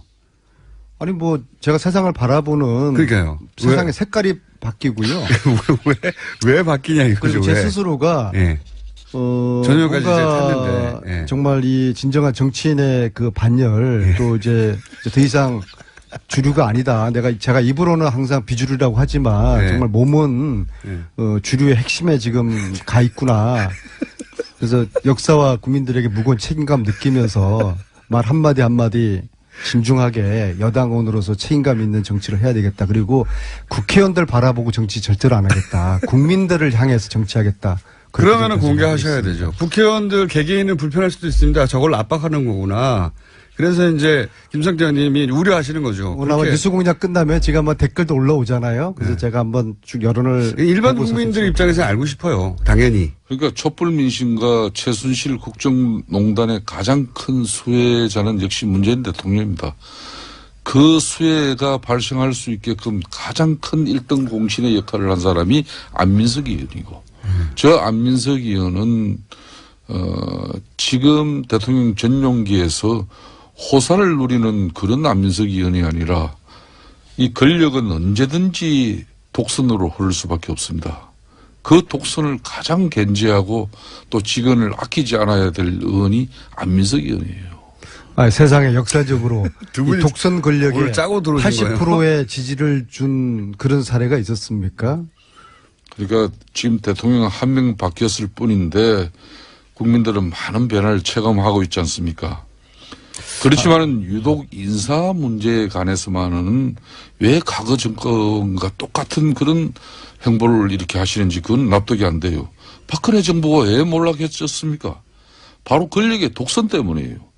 그리고 그 권력의 독선은 그러니까 박근혜 대통령 수첩 인사라고까지 불렸던 막무가내 인사에서 비롯된 것을 너무 잘 알고 있지 않습니까? 그렇기 때문에 지난번 강경화 외교부 장관 같은 경우는 국민 여론이 그나마 60%로 받쳐졌어요. 그렇지만은 지금 송영무, 조대엽 이런 내정자 같은 경우는 20%밖에 못 미치고 있습니다. 이런 후보자 빨리 대통령께서 철회해 주시고 추경합시다. 저는 야권에서도 추경은 저는 전격적으로 협조를 해야 된다고. 예를 들어서 둘 중에 한 사람만 안 된다고 하면 자유한국당은 거기에 추경에 들어오나요? 아니면 한 사람으로는 안 된다. 우리는 절대 안 돼 하나요? 둘 다 해야지 들어갈 수 있다고 하나요? 그런 정도의 타협안이 온다면. 대통령께서 의지를 어떻게 보이시냐 문제고, 저는 사실상 이 장관 두 사람 억지로 강행하는 그 모습보다는 추경을 빨리 국회에서 협조를 구해서 일자리 창출과 또 국민들이 지금 현재 이번 그 교통사고에서도 드러난 그런 교통안전 시스템을 확보하는 그런 정부의 노력이 더 절실한 거죠. 그러니까 한 사람만으로는 안 된다? 저는 참 야권 여당 이제 유인태 전 의원 같은 경우 이분 전에 정무수석 하신 분인데 이런 분들도 송영무, 조대엽 이 내정자가 문재인 대통령이 말 민정수석 시절이었다면은 잘랐을 사람이라고까지 했지 않습니까? 그러니까 집권당 여당 인사들 중에서도 이런 시각이 있는 거거든요. 저는 김성태 의원님과 같은 저런 야당의 주장은 문재인 대통령과 새 정부 리더십을 길들이기 하는 것이라고 보는데요. 왜냐하면은 지금 현재 대통령 지지도가 후보가 문제가 있다 손 치더라도 그보다 더 큰 목적은 딴 데 있다고 보시는 거예요? 그렇죠. 대통령 지지도가 80% 넘는다 하더라도 국회가 지금 여소야대이지 않습니까? 야당이 무조건 반대하면은 뭐 추경이든 정부 조직법 처리든 어떤 계획법이든 법률 처리를 야당이 협조하지 않으면 아주 난감한 상황이 되거든요. 그래서 이런 난관이 생길 경우에 기존에는 여당이 적당히 양보하고 타협하는 행태로 전국을 타개왔지 않습니까? 야당은 이런 리더십을 요구하고 또 압박을 하는 거예요. 그렇게 되면 결국에는 지금 현재 대통령이나 새 정부 리더십이 타격을 입게 되는 것이죠. 그래서 저는 문제가 제기되는 장관 지명을 철회하라는 야당의 요구의 핵심이 바로 새 정부 대통령 길들이기라고 봅니다. 저는 국민 지금 여론에 따라서 강경화 장관 그렇게 반대하더니 얼마나 지금 외교부 장관으로서 잘 수행하고 있지 않습니까? 그래서 국민 여론에 따라서 문재인 대통령과 새 정부가 일을 할 수 있도록 지금 아직 내각조차도 구성하지 못했잖아요. 독주 말도 안 되는 거예요. 그래서 야당이 이 국정도 공백의 책임이 1차적으로 있는 정치 집단이지 않습니까? 그래서 야당이 대승적으로 협조하는 것이 순리라고 보고요. 물론 이제 여당과 청와대 역시도 통크게 양보할 부분이 있고 타협할 부분이 있으면 찾아내야 되는 것이죠. 그리고 저희들도 역시 협치를 위한 정치력을 보여주도록 노력은 하겠습니다. 하지만 어떤 전제나 조건을 다는 것은 이건 곤란하죠. 한 사람, 제 궁금한 겁니다. 만약에 이제 현실적으로 야당 협조 없이는 한 걸음도 못 나간다는 거가, 현실이니까 주어진. 둘 중에 그러면 한 사람은 우리가 포기하겠다. 만약에 정부에서, 문재인 정부에서 그렇게 나오면, 그럼 어떡합니까? 저는 궁금합니다. 우리 당의 지금 원내대표가 아니기 때문에 조심스러운 이야기입니다만은 만일 굳이 두 사람 중에 한 사람을 누가 됐든 간에 선택한다면은 저는 송영무 국방장관 내정자라고 봅니다. 그러니까 왜 그게 누구냐가 중요한 게 아니라 방산 비리 같은 이런 한마디로 국민의 혈세를 이렇게 망친 그런 비리를 밝혀내야 될 수장이 거기에 연루되고 또 그런 의혹에 이렇게 휩싸이는 그런 식의 이미지를 가지고 있다는 것은 안 좋아요. 그렇기 때문에 저는 송영무 장관 내정자가 본인이 자진해서 대통령에게 임명 부담을 좀 덜어주는 게 우선이죠. 제가 궁금한 거는 뭘 버팁니까? 물론 버틸 만큼 버텼지. 두 분 중에 꼭 한 분이 낙마한다는 건 뭐 제가 결정 사안이 아닌데 그런 얘기들도 있으니까 둘 중에 누가 됐든 낙마를 한다면 자유한국당은 어떻게 하겠느냐는 게 제가 궁금한 포인트입니다. 둘 다 낙마하지 않으면 안 되는 겁니다. 자유한국당의 그리고 바른정당이나 이런 국민의당 야 3당의 입장은 두 사람 다 지금 부적격 인사이기 때문에 임명을 강행하지 말고 철회해달라는 그런 공식적인 입장이죠. 그렇지만은 그런데 전국 경색을 풀 열쇠는 대통령이 쥐고 있습니다. 국무위원회 자질 문제를 지적하는 것을 두고 뭐 정치 공학적이나 또 정략적으로 이걸 매도해서도 안 되는 것이고. 한 사람만 하면 어떻게 되냐 이거죠. 그러니까 왜 공장장은 언제부터 그 안 되는 사람 중에 한 사람까지 그렇게 꼭 배려하려고 그럽니까? 궁금한 겁니다. 그런 상황이 온다면 어떻게 할 건지. 제가 볼 때는 문재인 대통령의 이제 리더십의 특징 중에 하나가 야당을 존중을 하지만 국민이 더 우선이다. 그런 생각을 가지신 것 같아요. 그래서 야당이 둘 중에 하나는 철회하라고 하지만 제가 생각할 때는 아마 대통령께서는 국민들을 바라보고 야당의 주장을 받아들이지 못한 아쉬움은 계시겠지만은 국민들을 바라보고서 아마 임명을 강행할 것으로 저는 예측을 합니다. 민석 의원님, 강경화 장관을 국민 바라보고 한 인사예요. 한 번, 두 번으로 쫓겨야지. 정의당 같은 경우는 이번 문재인 정권 들어서 한 번도 대통령 인사에 대해서 협조하지 않은 적이 없어요. 100% 협조했죠. 그런 정의당조차도 이번 인사에는 반대 목소리를 분명히 내고 있는데 만일 이번에도 그걸 강행한다면은 문재인 대통령 국정운영에 여러 가지 부담이 될 겁니다. 저는 왜 그런가 하면은 문재인 대통령이 역대 유례 없는 지금 현재 지지율 고공 행진을 이어가는 데는 딱 두 가지 요인이에요. 첫째 하나는 이전 대통령에게 볼 수 없었던 소통 행보입니다. 또 하나는 건의를 내려놓은 그런 소탈한 모습이에요. 근데 이번 G20 애교도 북핵 문제와 관련해서 상당히 국제사회 공조를 강화하는 그런 여러 가지 애교 성과를 내고 또 미국 순방도 상당히 순조롭게 해냈지 않습니까? 우리 안민석 의원께서는 본인이 순방을 같이 했기 때문에 문재인 대통령이 미국 순방이 성공적으로 이루어졌다고 아주 평가를 대단하게 하시는 분입니다. 뭐 그렇지만 그걸 저는 굳이 부정하지는 않아요. 그렇듯이 이번에 이 장관 임명 부분은 빨리 판단하시고 추경으로 넘어가야 됩니다. 이 추경을 만일 야권이 협조를 못 해가지고 이 추경도 이제 7월달 안 하면은요. 8월 휴가 여름 시즌 지나고 9월 정기국회 들어가면 내년도 예산을 가야지 이 추경은 의미 없는 거예요. 장관 인사 마음에 안 든다고 추경심사 거부하면 되겠습니까? 예산심사는 예산심사대로 진행하고 이 논의는 논의대로 또 해야죠. 이렇게 조심조심 말씀하시는 게. 예. 오늘 안민석 의원이 평상시 다르지 않아요. 딱 소리를 지르셔야 되는데. 저거는 순실이당이 그런 자격이 있어. 보통 이렇게 나오시는 분인데. 본인이 야당하는 민주당 시절 같으면은 네. 그때 새누리당이 이런 뭐 대통령이 인사했다면 아마 이 마이크 침 몇 번 닦아야 될 겁니다. 제가 그랬습니까? 아, 그랬죠. 그게 불과 몇 개월 전의 모습이었어요. 잘 기억이 안 나는데요. 네, 그렇습니까. 아니, 불과 뭡니까. 전용기를 타기 전까지만 해도 계속 그러셨고요. 전용기 탄 이후로 바뀌셨는데, 예, 무슨 일이 전용기 안에서 있었는지 모르겠네요. 예. 그 문현왕후 의보를 이렇게 기한시키는. 그 경험, 문현왕후가 아니라 문정왕후. 문정왕후. 예, 아까 그런 거 몇 개 있었어요. 간세청. 관세청이거든요. 간세청, 그 다음, 임명인데 임맹한다고 했다든가, 예.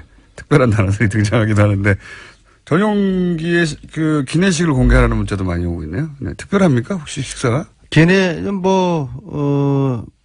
이런 순간을 대비해서 제가 사진을 몇 가트 찍어 왔어요. 또 기내에서 좀 15시간 잠 못 자고 푸시시한 우리 강경화 장관의 그 모습도 제가 네. 찍어뒀고요. 몰래 찍으신 건 아니죠? 그런 푸시의 모습. 그 국가보안 아닙니까? 그거 찍은 건 아마 강경화 장관이 모르실 겁니다. 제가 바로 앞자리에 계셨거든요. 그래서 제가 몰래 딱 하나 찍어놨는데요. 네. 혼자 우리 오십시오. 국민들이 원하시면 저희들은 국민들이 원하면 원하는 대로 오픈하라면 공개하라면 공개하고 장관님의 그렇게 하겠습니다. 준비되지 않는 모습을 막 공개하시면 안 되죠.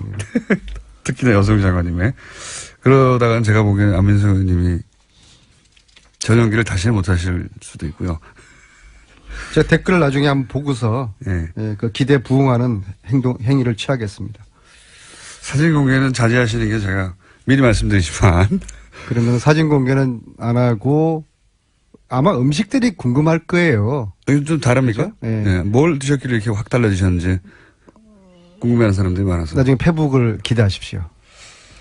자유한국당은 그래도 유석춘 교수님이 임명되면서도 또 자유한국당 인사 문제에 이제 지적하셨는데 자유한국당 내부도 만만치는 않습니다. 지금 홍준표 대표와 정우택 원내대표 갈등이 있죠. 이분이요. 예. 뉴라이트계 대표적인 그러니까 그 전에 인사이지 않습니까? 그 전에 이거부터 홍준표 대표하고 정우택 원내대표는 왜 이렇게 아직까지 뭐 그걸 갈등이라고까지 보기는 좀 그렇습니다. 갈등 있지 않습니까? 대한민국 헌정사의 여당이고 야당이고 네. 당 대표와 원내 대표 간에 상당히 원만하고 매끄러운 이렇게 관계는 쉽지 않아요. 더군다나 되자마자 그렇지 뭐 되자마자 그렇게 따진다면은 지금 정우택 원내대표가 그렇게 뭐 아직까지 아주 우리 정우택 원내대표도 성과를 있는 분인데 뭐 본격적인 그런 입장까지는 아닌 것 같아요. 그래요? 이 정도면 덜 싸운 겁니까? 뭐 서로 영역은 잘 유지하자는 정도지 아직까지 본격적으로 싸우는 모습은 아닙니다. 언론이 보도되는 거 아, 그 전혀 아니에요. 그 정도는 그러니까 아니다. 국회 원내 교섭의 사령탑으로서 원내대표의 역할은 본인이 충실하겠다는 것이고, 또 홍준표 당대표는 뭐 좋게. 당대표로서 또 역할 존중하는 것이고. 그렇게 마사지를 해주시는 것 같은데. 네. 영어 썼어요, 마사지. 예, 마사지. 잘 안 되는 것 같긴 하고요. 유석순 교수님은 어떻게 생각하십니까? 이 핵심이라는 것도 결국은 국민 지지 회복이라는 결실을 맺어야 의미가 있는 것입니다. 이제 바꿀 거 다 바꾸고 개혁하겠다고 아무리 우리가 발버둥 쳐봤자 국민들께서 알아주지 않으면 무슨 소용이 있겠습니까?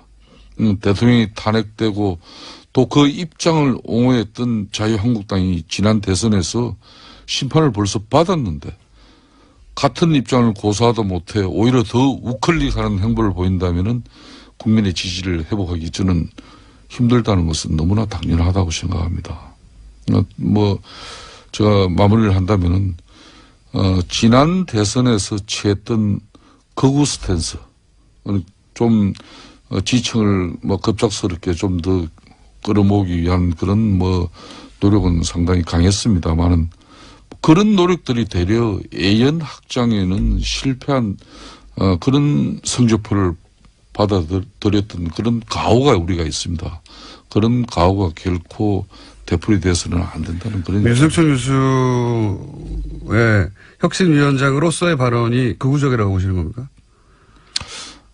다만 당의 혁신위원회가 아직까지 공식적으로 구성되지는 않았고, 유석춘 위원장이 일과 또 결과로 이걸 보여드리겠다고 이렇게 천명한 만큼, 저도 좀 더 지켜보고, 입장을 가지고자 합니다. 김생태 의원님이 좀 애들로 표현하셨는데요.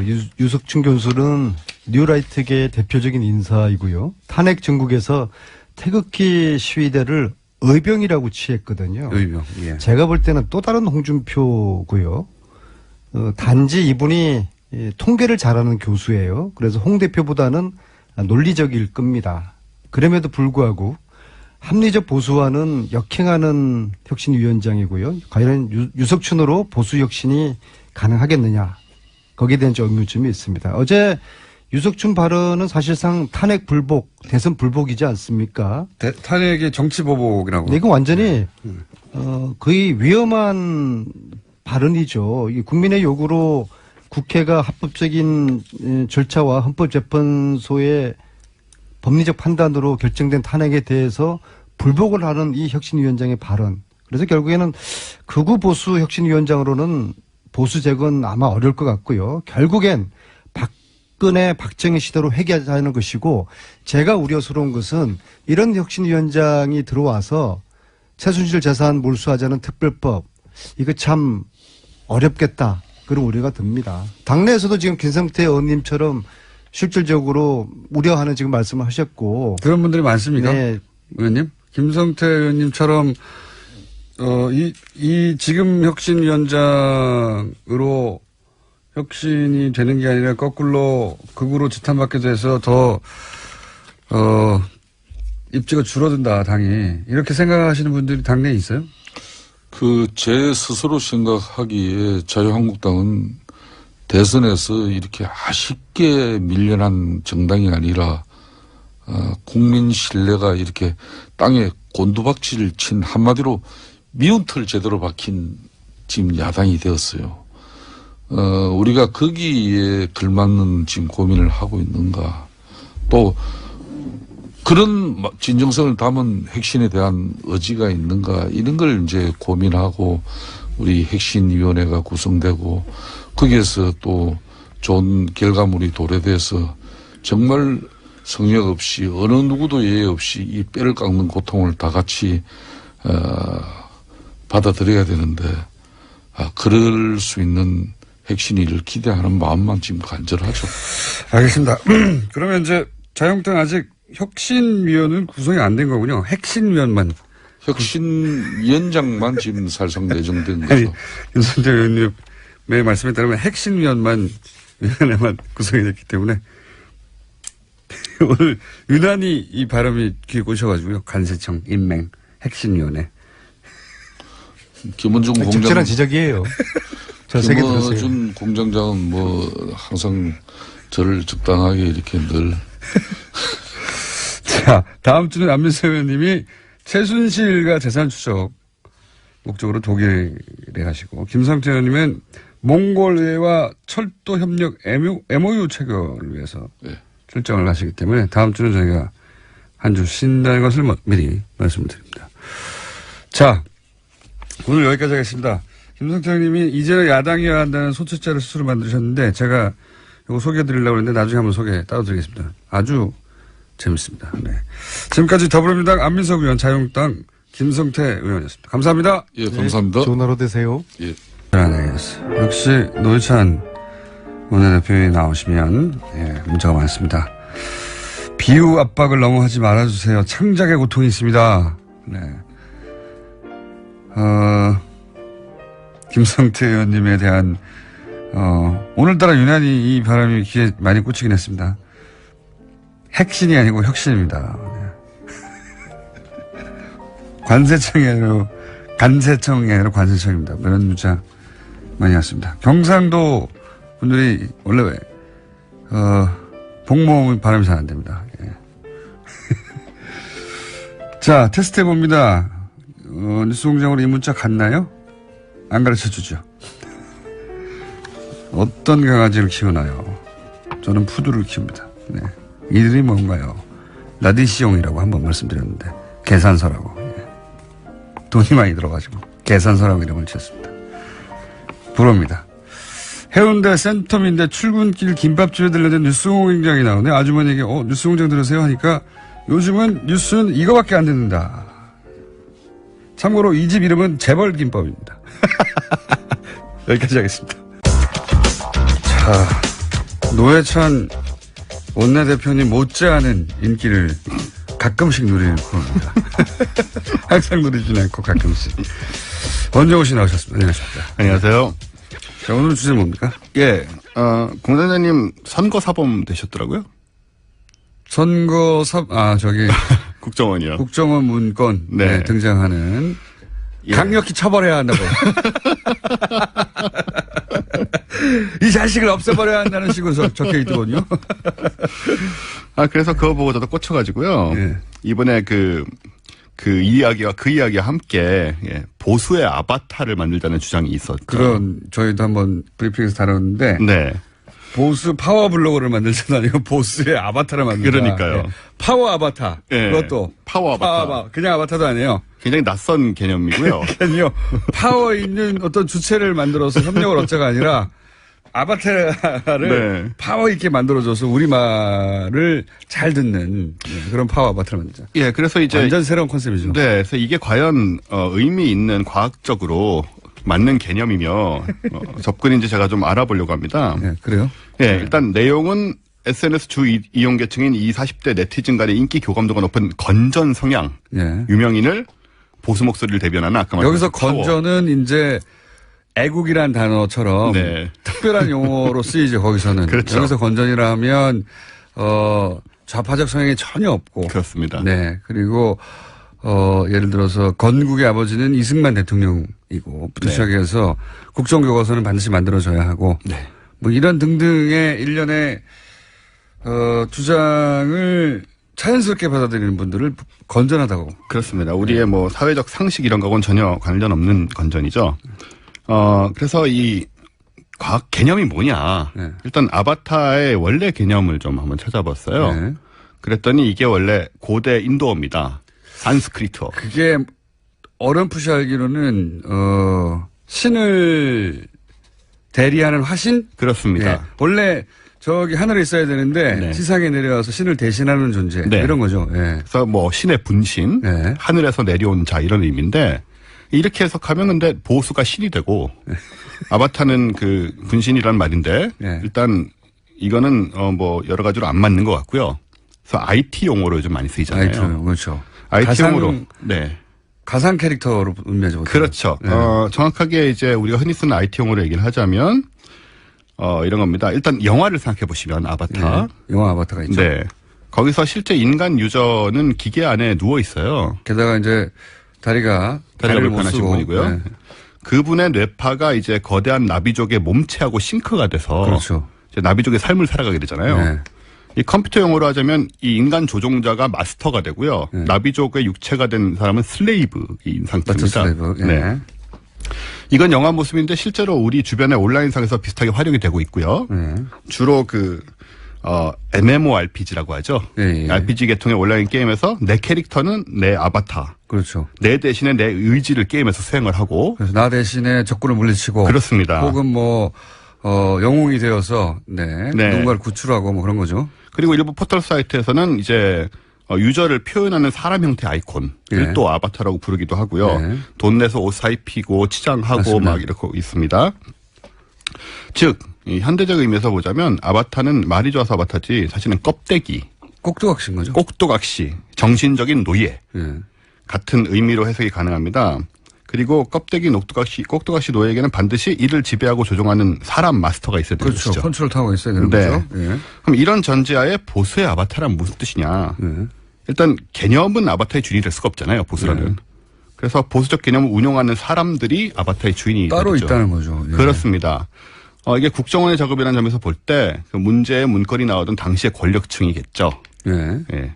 그래서 이 파워 아바타라는 사람들은 자신의 무슨 지성과 감성이 아니고 그 말씀하신 대로 권력자인 마스터의 뜻과 지시를 충실히 수행하는 존재로 발굴 육성된 그렇죠. 꼭두각시로. 사람들이다. 예. 네. 그럼 거기까지는 저희가 한번 짚었어요. 아, 그렇군요. 네. 브리핑에서 간단히 짚었는데. 네. 여기서, 반발자국이라도 더 들어왔을 것 같아서 좀 기대하는 중입니다. 네. 그 조언을 드리려고요. 예.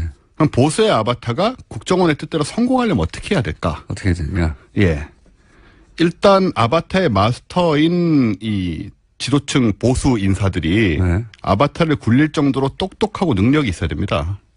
당연히 그렇겠죠. 이 부분에서 일단 한계에 부딪히는 면이 있고요. 최근 국정 상황으로 볼 때. 네네. 그렇다는 말씀이신 거고요. 네. 예. 아바타 영화 보시면은 처음에 아바타를 다룰 줄 몰라서요. 네. 뛰어다니다 막 넘어지고 부딪히고 그렇죠. 하는 장면이 예. 나오거든요. 이래서는 아바타 아까 나왔던 그 원하는 목표를 달성할 수 없게 되기 때문에 예. 일단 마스터가 굉장히 똑똑해야 되고요. 그리고 아바타를 다루려면 굉장히 구체적인 명령어들을 입력을 해줘야 되는 거거든요. 예. 그렇죠. 예. 예. 잘해라가 아니라. 그게 아닙니다. 예. 구체적으로. 예. 예컨대 우주의 기운이나 벽에 대고 중얼거리는 암호, 주술행위 이런 것으로는 아바타 조종이 되지 않습니다. 예. 과거에도 잘 안 됐던 것이고. 예. 이렇게 자, 되면 이게 오늘 네. 주제가 성공 가능성이 점점 낮아지고 있긴 한데 계속 가보죠. 네. 사실 오늘 좀 교훈적인 내용으로 제가 준비한 거거든요. 예.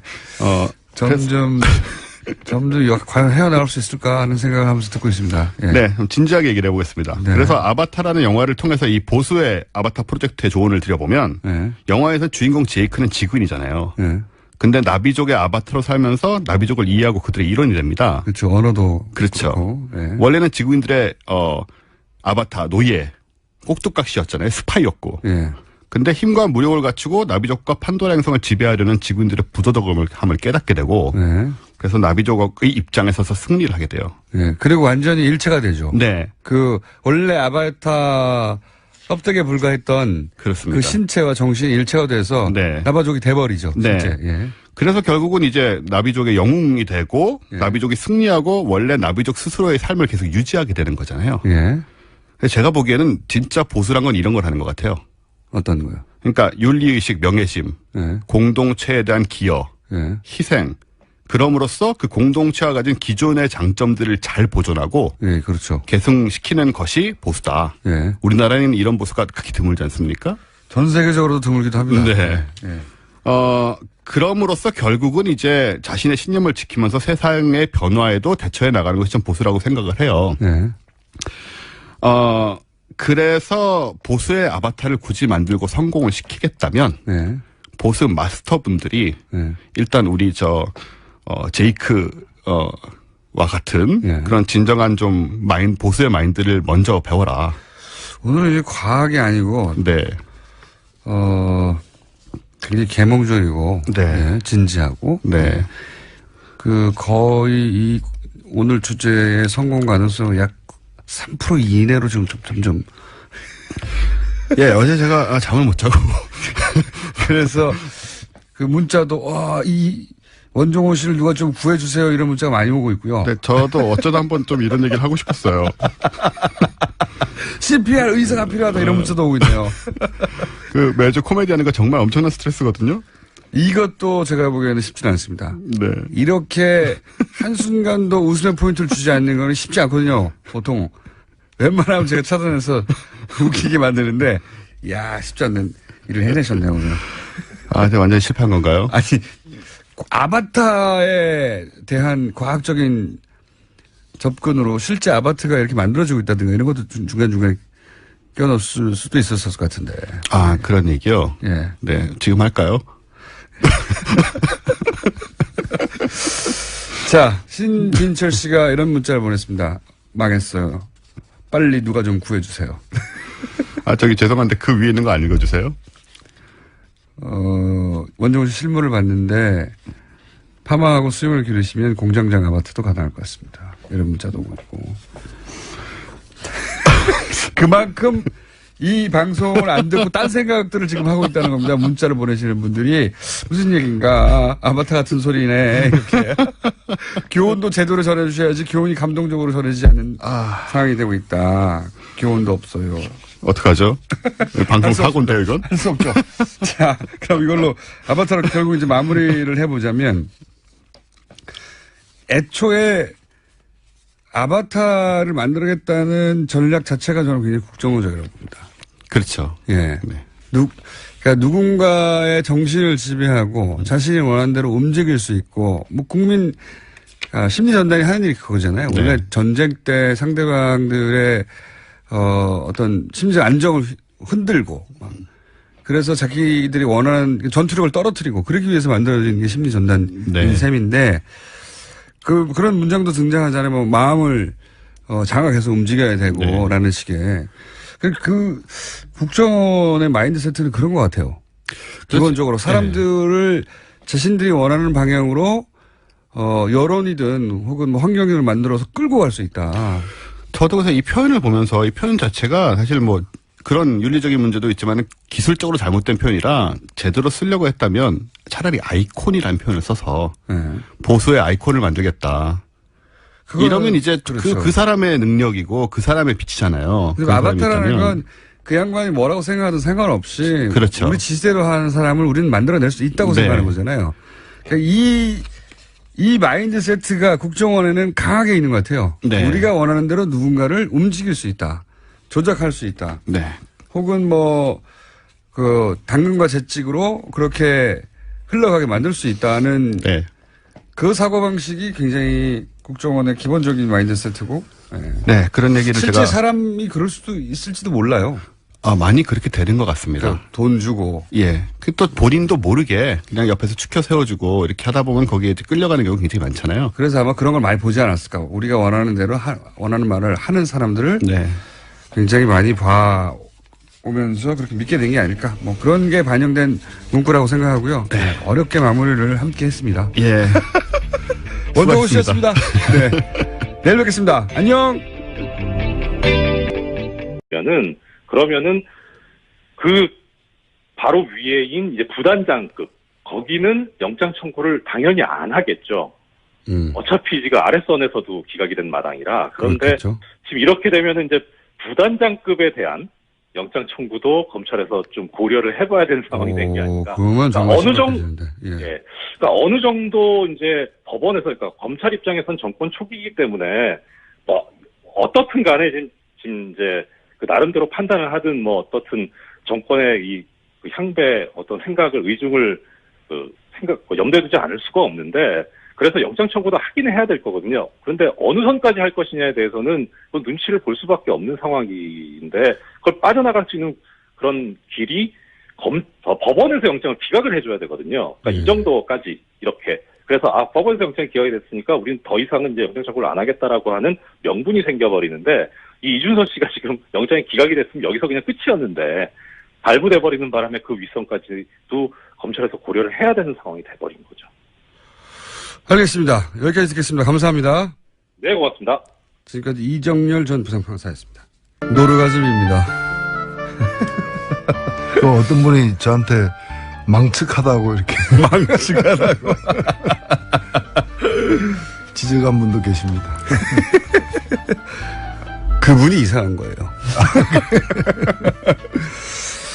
정의당 노회찬 원내대표 나오셨습니다. 안녕하십니까. 안녕하십니까. 예. 여기서 무슨 말만 하시면 빵빵 터져가지고 그날 방송이 하루 종일 언론에서 여기저기서 나오고 예. 밤 뉴스까지 다 나옵니다.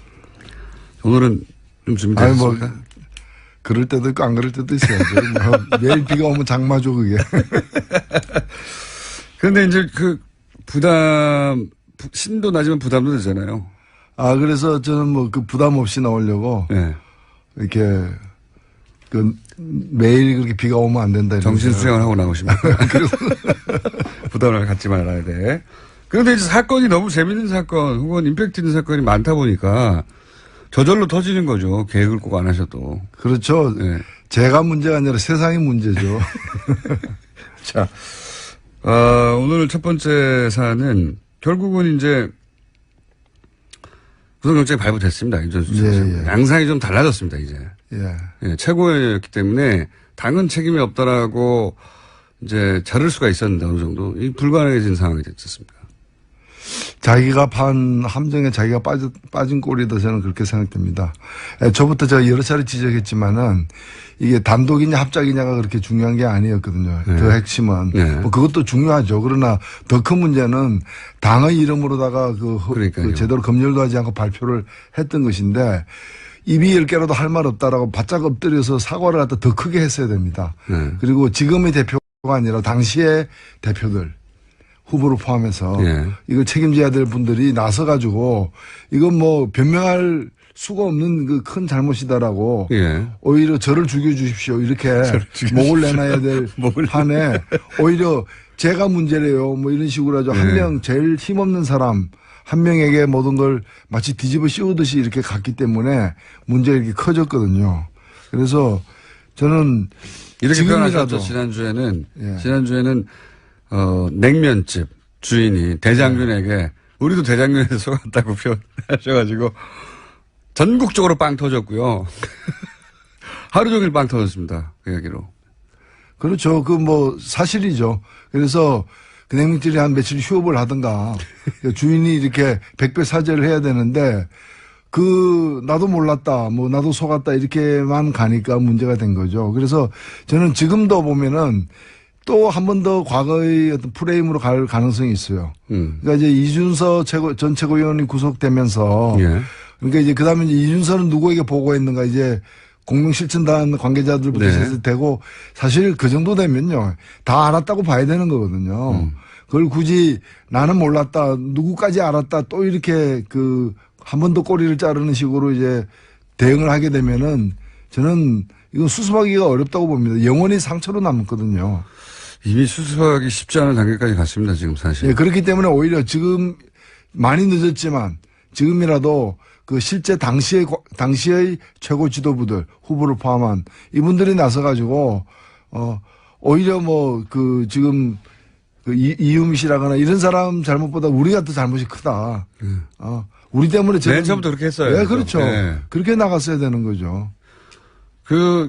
오히려 이유미 씨를 감쌀 일은 아니긴 한데, 잘못이 있다 하더라도 그것은 우리가 제대로 체크하지 못한 그런 왜곡된 혹은 혹한 그런 어떤 성과를 세우고 싶은 욕심이 있었다 하더라도 우리가 충분히 걸러냈으면 모두가 다 안전해지고 이유미 씨도 안전해질 수 있었는데 당이 제대로 작동하지 못했다.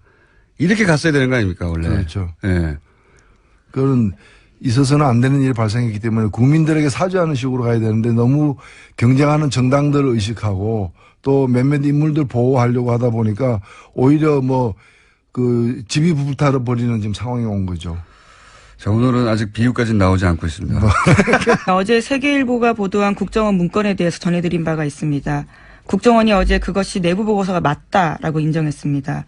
또 국정원은 적폐청산 TF를 가동해서 과거 국정원의 정치 개입 의혹 사건 13가지를 조사하겠다고 밝혔습니다.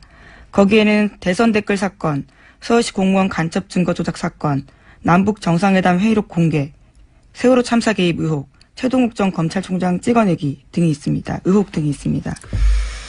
알겠습니다. 여러 가지 사건들 의혹이 많이 있고 여기 이 보고서 또 당시 이명박 전 대통령의 보고도 됐다는 진술도 나왔죠. 네. 네, 세계일보가 보도했는데요. 검찰은 2012년 8월 달에 해당 청와대 행정관의 진술을 확보했다라고 합니다. 자, 생각해보면 국정원 댓글 수사하던 팀이 있었죠. 지금 뭐 팀장으로 한, 네, 서울중앙지검장으로. 서울지검장이요. 윤석열 팀장. 그리고 당시 서동호 검찰총장. 이 사건 수사하다가 이제 공중분해됐죠. 예.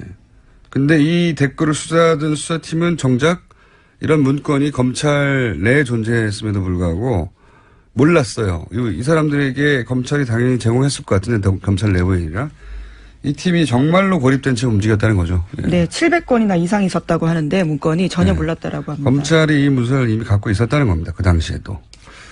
그런데 관련 사건을 수사하는 수사팀에도 제공해 주지 않았다는 거죠. 예. 그래서 그 팀은 이제 공중분해가 됐고.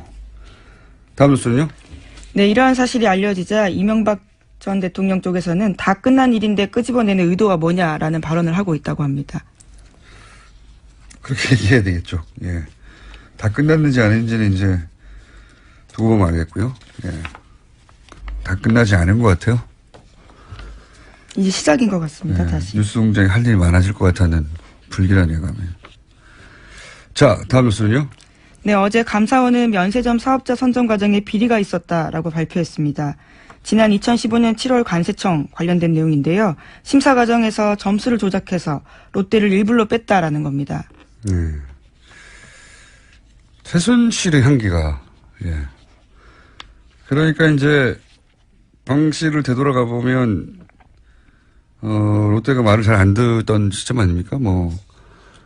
뭘 내라고 하는데, 돈을 안 내고 건물 지어줄게라고 대응한다든가. 네, K스포츠 재단과 관련해서 스포츠센터 하남의 땅 부지 마련하고 돈 내라고 했었는데요. 그 당시에 돈을 내지 않고 오히려 건물을 지어주겠다라 역제안을 한 바가 있습니다. 네. 이게 물론 롯데가 자격이 안 돼서 탈락했을 수도 있습니다. 그런데 지금 밝혀진 것이 점수가 조작됐다는 거니까 의도를 가지고 탈락시킨 것으로 보여지고, 더 재밌는 것은 그 다음 해에 면세점 내고 이슈가 됐는데 거기 롯데가 포함됐다. 네, 면세점수 늘리라고 하는 것도 박근혜 전 대통령 지시였다라고 합니다. 이게 왜 말이 안 되냐면 면세점은 2년에 한 번씩 추가하는데, 이렇게 롯데가 2015년에 빠지고 나서 2016년에 1년 만에 다시 대통령이 넣어라 해서 넣었던 사안. 이때는 이제 롯데가 마음을 잘 들었나 보죠. 라고 의심할 만한 정황이 구체적으로 나온 거고요. 시간이 민의를 해야 되기 때문에 제목 정도를 간단하게 짚고 넘어가죠. 네, 박근혜 전 대통령이 어제도 자신의 재판에 나타나지 않았습니다. 이틀째 안 나온 건데요. 유영하 변호사는 인대 쪽에 이상이 있다라고 주장했습니다. 그러자 검찰에서는 구치소에서 확인해 본 결과 네 번째 발가락을 구치소 문지방에 부딪혔다. 다른 이상은 없다라고 이야기했는데요. 재판부는 진단서 제출을 요구했습니다. 네 번째 발가락을, 굉장히 구체적이네, 구치소에서. 네 번째 발가락을 부딪히셨다고. 예. 아프실 예정인 것을 제가 이렇게 소화하고 있다고 말씀드렸는데. 참, 그리고 면세점을 그렇게 심사하는 것은 관세청이 하는 것이고, 저희가 한 달 전쯤에 관세청장 인사 개입 문제 얘기했었고, 충성사항 얘기했었잖아요. 네, 최순실 인사였다라는 거죠. 왜 선호목. 이렇게 관세청장에 관심이 많았을까? 연결되는 뉴스였습니다. 자, 박근혜 대통령께서는 아프실 계획이 이제 실행에 옮겨진 상태고요.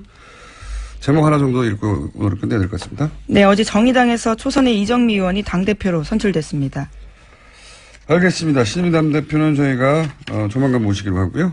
여기까지 해야 되겠습니다. 시사인의 김은지였습니다. 감사합니다. 계속해서 민입니다. 이준석 전 최고위원이 영장 발부가 됐는데 요 사안 좀 짚어보겠습니다. 이정철 전 부산판사 전화 연결됐습니다. 안녕하십니까? 네, 안녕하십니까? 영장 전담 해설 판사님. 이번에 발부된 이유를 간략하게 정리해 주시면요.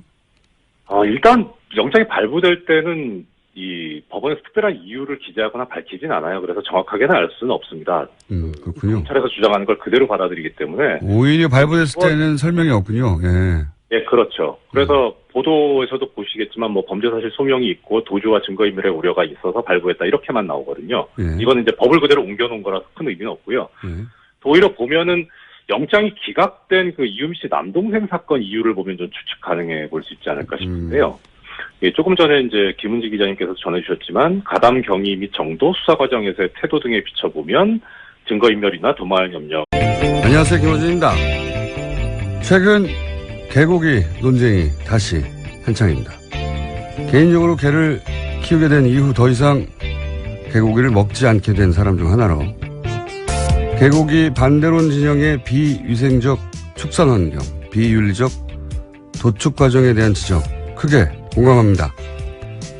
그런데 개고기를 육류로 소비하지 않는 사회가 되기를 바라는 사람 중 하나임에도 여전히 동의가 되지 않는 주장들도 있습니다. 예를 들어서 해외에서 야만적이라 비난한다. 개는 특별해서 애초부터 식용이 아니다. 그런가요? 식문화는 그 지역 자연과 환경 하에서 사람이 적응해가면서 오랜 세월 자연스럽게 만들어진 거죠. 더 우월할 것도 더 부끄러울 것도 없는 거 아닙니까? 개는 특별한 동물이 안 된다는 주장을 가만히 따지고 보면 대단히 이기적인 인간 중심의 사고죠. 돼지한테는 물어봤나요? 니네 개보다 덜 귀여운데 인간을 위해서 죽어주는데 불만이 없냐고.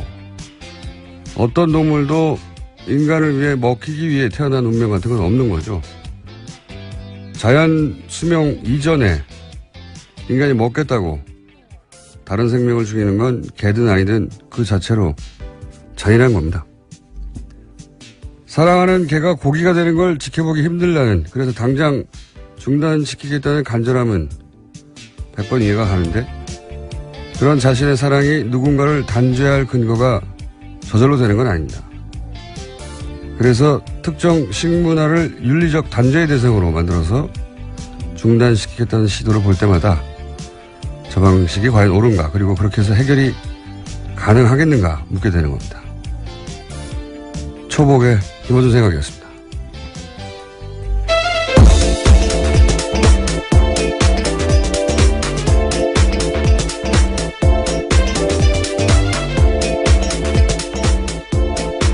자, 초복이에요. 시사인의 김은지입니다.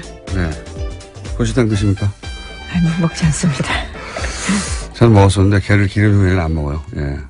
개를 기르다 보니까 개고기 반대론 자들의 어떤 절박한 주장을 매우 이해가 됩니다. 예. 근데 이제 대체적인 그 논리 전개가 뭐 공감 가는 분들도 있겠지만 개인적으로는 저는 아쉬움이 많거든요. 예. 그래서 얘기를 해봤는데 개고기 먹는 사람들은 이제 야만인 내지는 뭐 국제적 기준에 부합하지 않는 비문명인 혹은 뭐 개를 도축하고 사고 파는 사람들을 이제 굉장히 도덕적이지 않은 개 백정, 예. 그렇게 공격하거든요. 근데 식문화가 이렇게 윤리적인 공격의 대상이 되어서 그렇게 그 식문화를 단절시킬 수 있겠는가. 그런 저의 문제의식인데, 왜냐하면 내가 너보다 도덕적으로 더 우월한 포지션에 가서 계몽하고 설교하고 해가지고 어떤 문화가 단숨에 바뀌는 건 일어나지 않거든요. 예, 굉장히 종교적인 시도고, 나는 넌 좀 좋은 놈인데 넌 나쁜 놈이야 이렇게 외치는 강도만큼 딱 그만큼 반감이 또 강해져서 돌아와요. 그러니까 어떻게 해결해야 될까요? 각자 취향을 존중하되 육식 문화에 대해서는 한번 성찰해보는 게. 물론 공장장은 동의하지 않으시겠지만. 아니, 이제 저는 채식, 그러니까 모든 동물의 도축에 반대하고, 그리고 채식을 주장하는 분들에 대해서는 그건 존중해요. 그 자체로. 예, 그건. 근데 이제 특별히 이 동물은 안 된다. 이게, 그리고 이제 그 동물이 안 된다는 이유가 이런 식의 야만적이거나, 어떤 특정 식문화를 막 공격해가지고 비윤리적인 걸로 만들어서는 오랫동안 해오는 게 단절이 안 된다는 겁니다, 절대. 그래서 제 생각인데 이게 더 엄격한 축산 환경, 더 엄격한 도축 기준, 그리고 그 기준에 미달하면 엄격하게 처벌하고 시장 진입을 굉장히 어렵게 만드는 거죠. 그러면서 동시에 이제 반려동물에 대한 보편인식이 제고되고 그렇게 점진적으로 매력이 없는 사업, 매력이 없는 먹거리, 그렇게 시장과 사회인식이 동시에 바뀌어가야지 갑자기 식문화가 없어지는 부분은 없습니다. 사실은. 이 육식에 대한 남다른 성찰을 지금 보여주고 계십니다. 왜냐하면 제 기억으로 몇십 년간 이 논쟁을 지켜본 것 같은데 전혀 진도가 안 나가는 것 같아서 왜 진도가 안 나가는지 가장 진도를 뽑고 싶어하는 분들이 잘 모르는 것 같아서 한마디 보태둡니다. 예. 우리나라 정치가 진도가 안 나가는 것과 굉장히 비슷한 이유예요. 읽어봤고 자 오늘 첫 뉴스는요. 네, 이준서 전 국민의당 최고위원이 오늘 새벽 구속됐습니다. 서울 남부지법은 범죄 사실이 소명되고 증거인멸 및 도망칠 염려가 있다면서 구속영장을 발부했습니다. 반면에 이유미 씨의 남동생에 대한 사적 구속영장은 기각했는데요. 가담 경위, 정도, 수사 과정에서의 태도 등을 비춰보면 증거인멸이나 도망칠 염려가 있다고 보기 어렵다라는 이유입니다. 자, 이 문제는 저희가 주요 영장 발부 기각 사건은 저희 담당 부장판사가 있거든요. 전 부장판사, 이정열 전 부장판사를 잠시 후에 민의로 연결해서 짚어보기로 하고요. 자, 다음, 요 관련해서 뉴스가 좀 많죠? 네, 아시아투데이가 이준서 전 최고위원 구속영장을 입수해서 보도한 바가 있습니다. 이준서 전 최고위원이 이유미 씨에게 국민의당 청년위원장직을 제안했다라는 건데요. 이번 건만 잘 해결되면 국민의당 청년위원장직을 될 수 있도록 도와주겠다라는 거고요. 또 청년위원장은 국민의당 최고위원을 겸직하고 최고위원이 되면 쉽게 비례대표 국회의원이 될 수 있다라는 취지의 이야기도 했다라고 합니다. 그러니까 대가를 언급했다는 얘기겠죠. 네. 그런 위험한 조작 행위가 이런 보상이 있을 것이다. 물론 이건 뭐 보상이 아니라 그렇게 노력하라고 체근하였다라고 본인은 주장할 것이고 검찰과 법원을 좀 다르게 판단한 것 같습니다.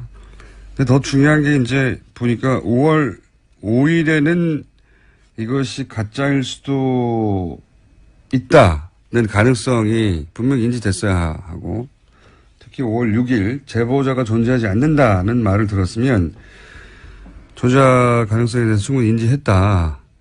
그런데도 조치를 취하지 않았다. 네, 기자회견 2차례 걸쳐서 했는데 특히 두 번째 기자회견 같은 경우에는 이미 허위 사실을 알고도 했다라고 검찰은 판단하고 있습니다. 그런 거죠. 예. 검찰은 그렇게 봤고 뭐 법원도 그게 소명됐다고 본 것 같습니다. 현재까지는 자세한 내용은 제가 판사가 아니기 때문에 판사 경험이 있는 분에게 여쭤보기로 하고. 국민의당은 당혹스럽겠네요. 예. 예, 오늘 새벽에 송금주 수석 대변인이 논평 냈습니다. 구속영장을 발부한 사법부의 판단을 존중한다라면서도요. 영장 범죄 사실이 당 진상조사 결과와는 다른 점이 없다라고 주장했습니다. 이유미 씨 단독 범행이라는 사실관계를 검찰이 인정했다라는 건데요. 또 추미애 더불어민주당 대표의 수사 가이드라인 제시가 검찰에 영향 미치지 않았는지 의구심이 든다라고 주장했습니다. 다른 점이 없는 게 아니라 다른 점이 굉장히 많은 거죠. 예. 당의 조사 결과는 단독으로 조작을 했고 그 사실관계 자체는 맞습니다. 독립적으로는. 근데 그것이 이준서 최고위원의 어떤 압박, 지시 혹은 계획 하에 하부 구조로 들어가는 거죠. 이렇게 되면 종범에 가까운 구조가 되는 셈이 됩니다.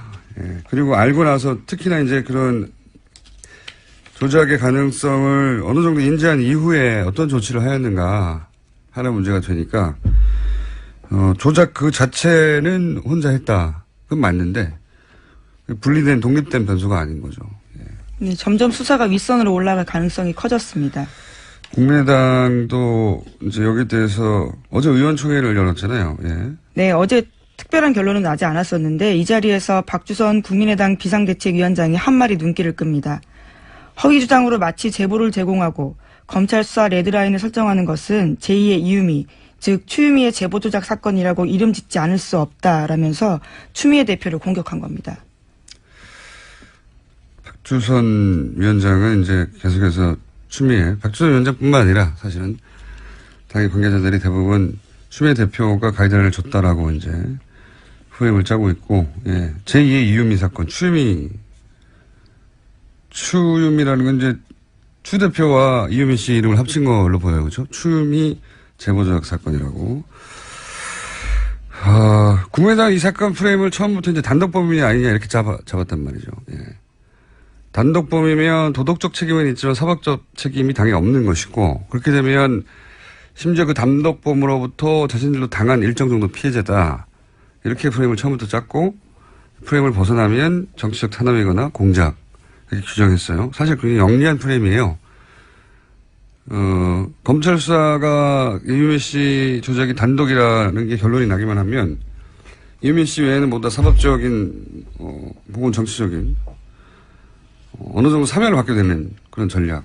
근데 영리하기도 한데 동시에 그렇게밖에 짤 수 없는 이유도 있었어요. 왜냐하면 당 조직 인사가 조금이라도 관여되면, 연루되면 당연히 정치적 타격도 크게 받지만, 연루되는 누군가는 이제 공무 단임권, 피선거권, 선거권, 그러니까 임명직도 안 되고 선출직도 안 되고 선거도 못 하고, 이 기간 최소 5년. 네, 공직선거법상 유죄 100만 원 이상 되면 그렇죠. 국회의원직 박탈당합니다. 네, 일면 10년까지 거의 정치적 사망 선고에 가까운, 예. 그런 사안이라 이 프레임 외에는 짤 수밖에 없었겠죠. 예.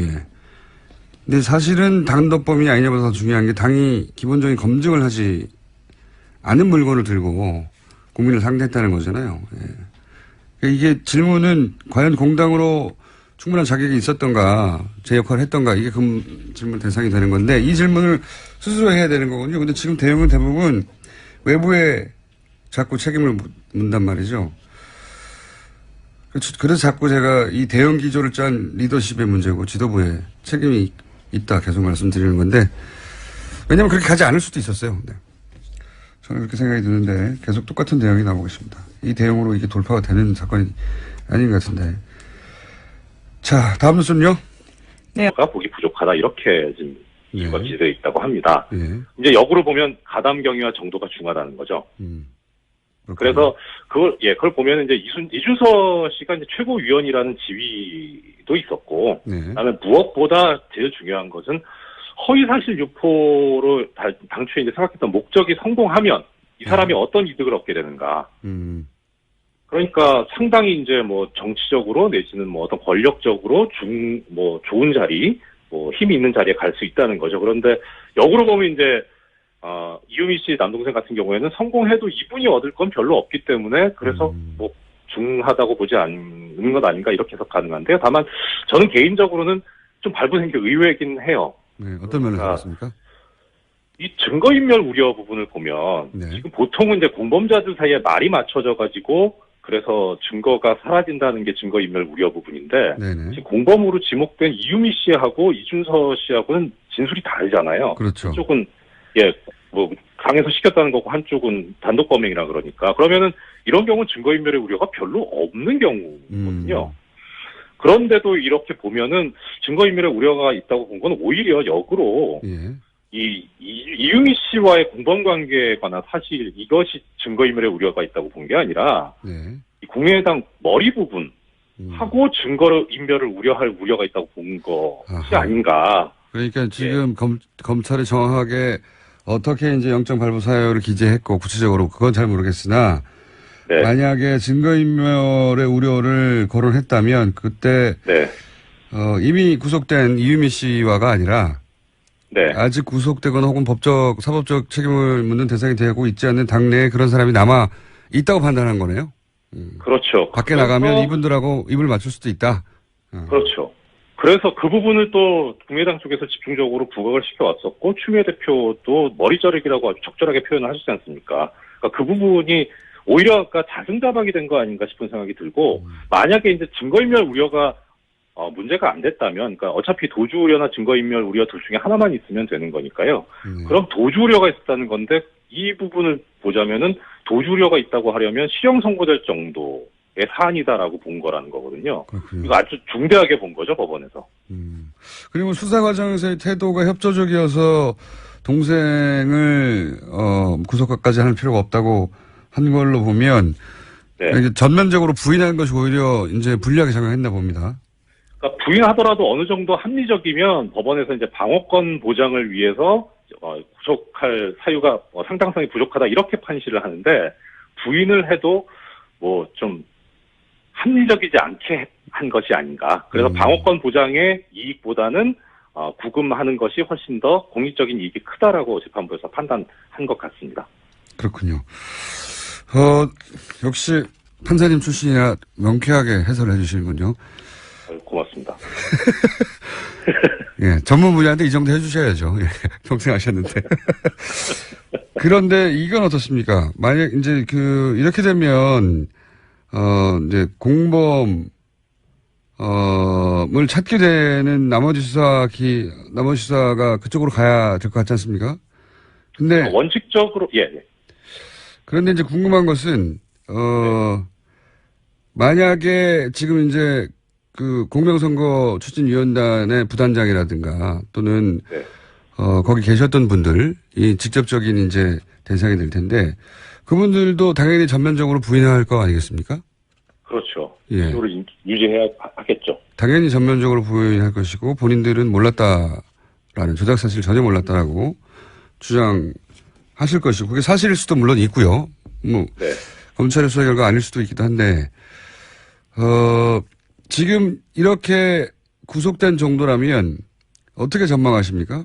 지금까지 검찰이 내놓은 주장도 언론에 보도된 정도 그리고 파악하신 사안의 정도로 보아 일정 정도 책임을 묻게 되는 인사가 등장하게 될까요? 제 생각으로는 예. 통상적인 이 정치계 사건에서 봤을 때 예. 이준서 씨가 이렇게 되면은 본인이 다 덮었을 가능성이 크지 않을까라는 생각은 듭니다. 그러니까 이 사건이 종결된 이후를 생각을 해보면 예.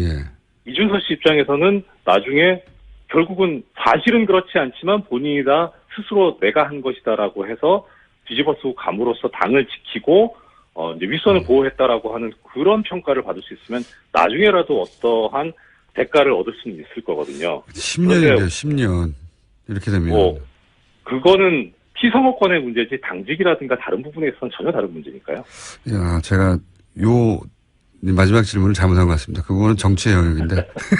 예, 그렇죠. 네. 판사님이, 예. 네. 판사님이 전망해서 맞을 리가 없는 보통 영역인데. 보면, 그러니까 예. 저는 이제 그냥 법률적인 어떤 법조계의 이런 관행 같은 것을 보면은, 예. 이게 만약에 이준서 씨에 대한 구속영장 청구가 기각이 됐었다면, 어차피 수사는 할 겁니다. 왜냐면은 이게 보고 라인이라든가 내지는 알게 된 경위라든가 이런 걸 보면은 공범 관계가 어느 정도까지 확대되는지를 조사를 안 할 수는 없거든요. 다만 이제 강도의 문제인데 예. 이준서 씨에 대한 구속영장 청구가 기각이 됐었다면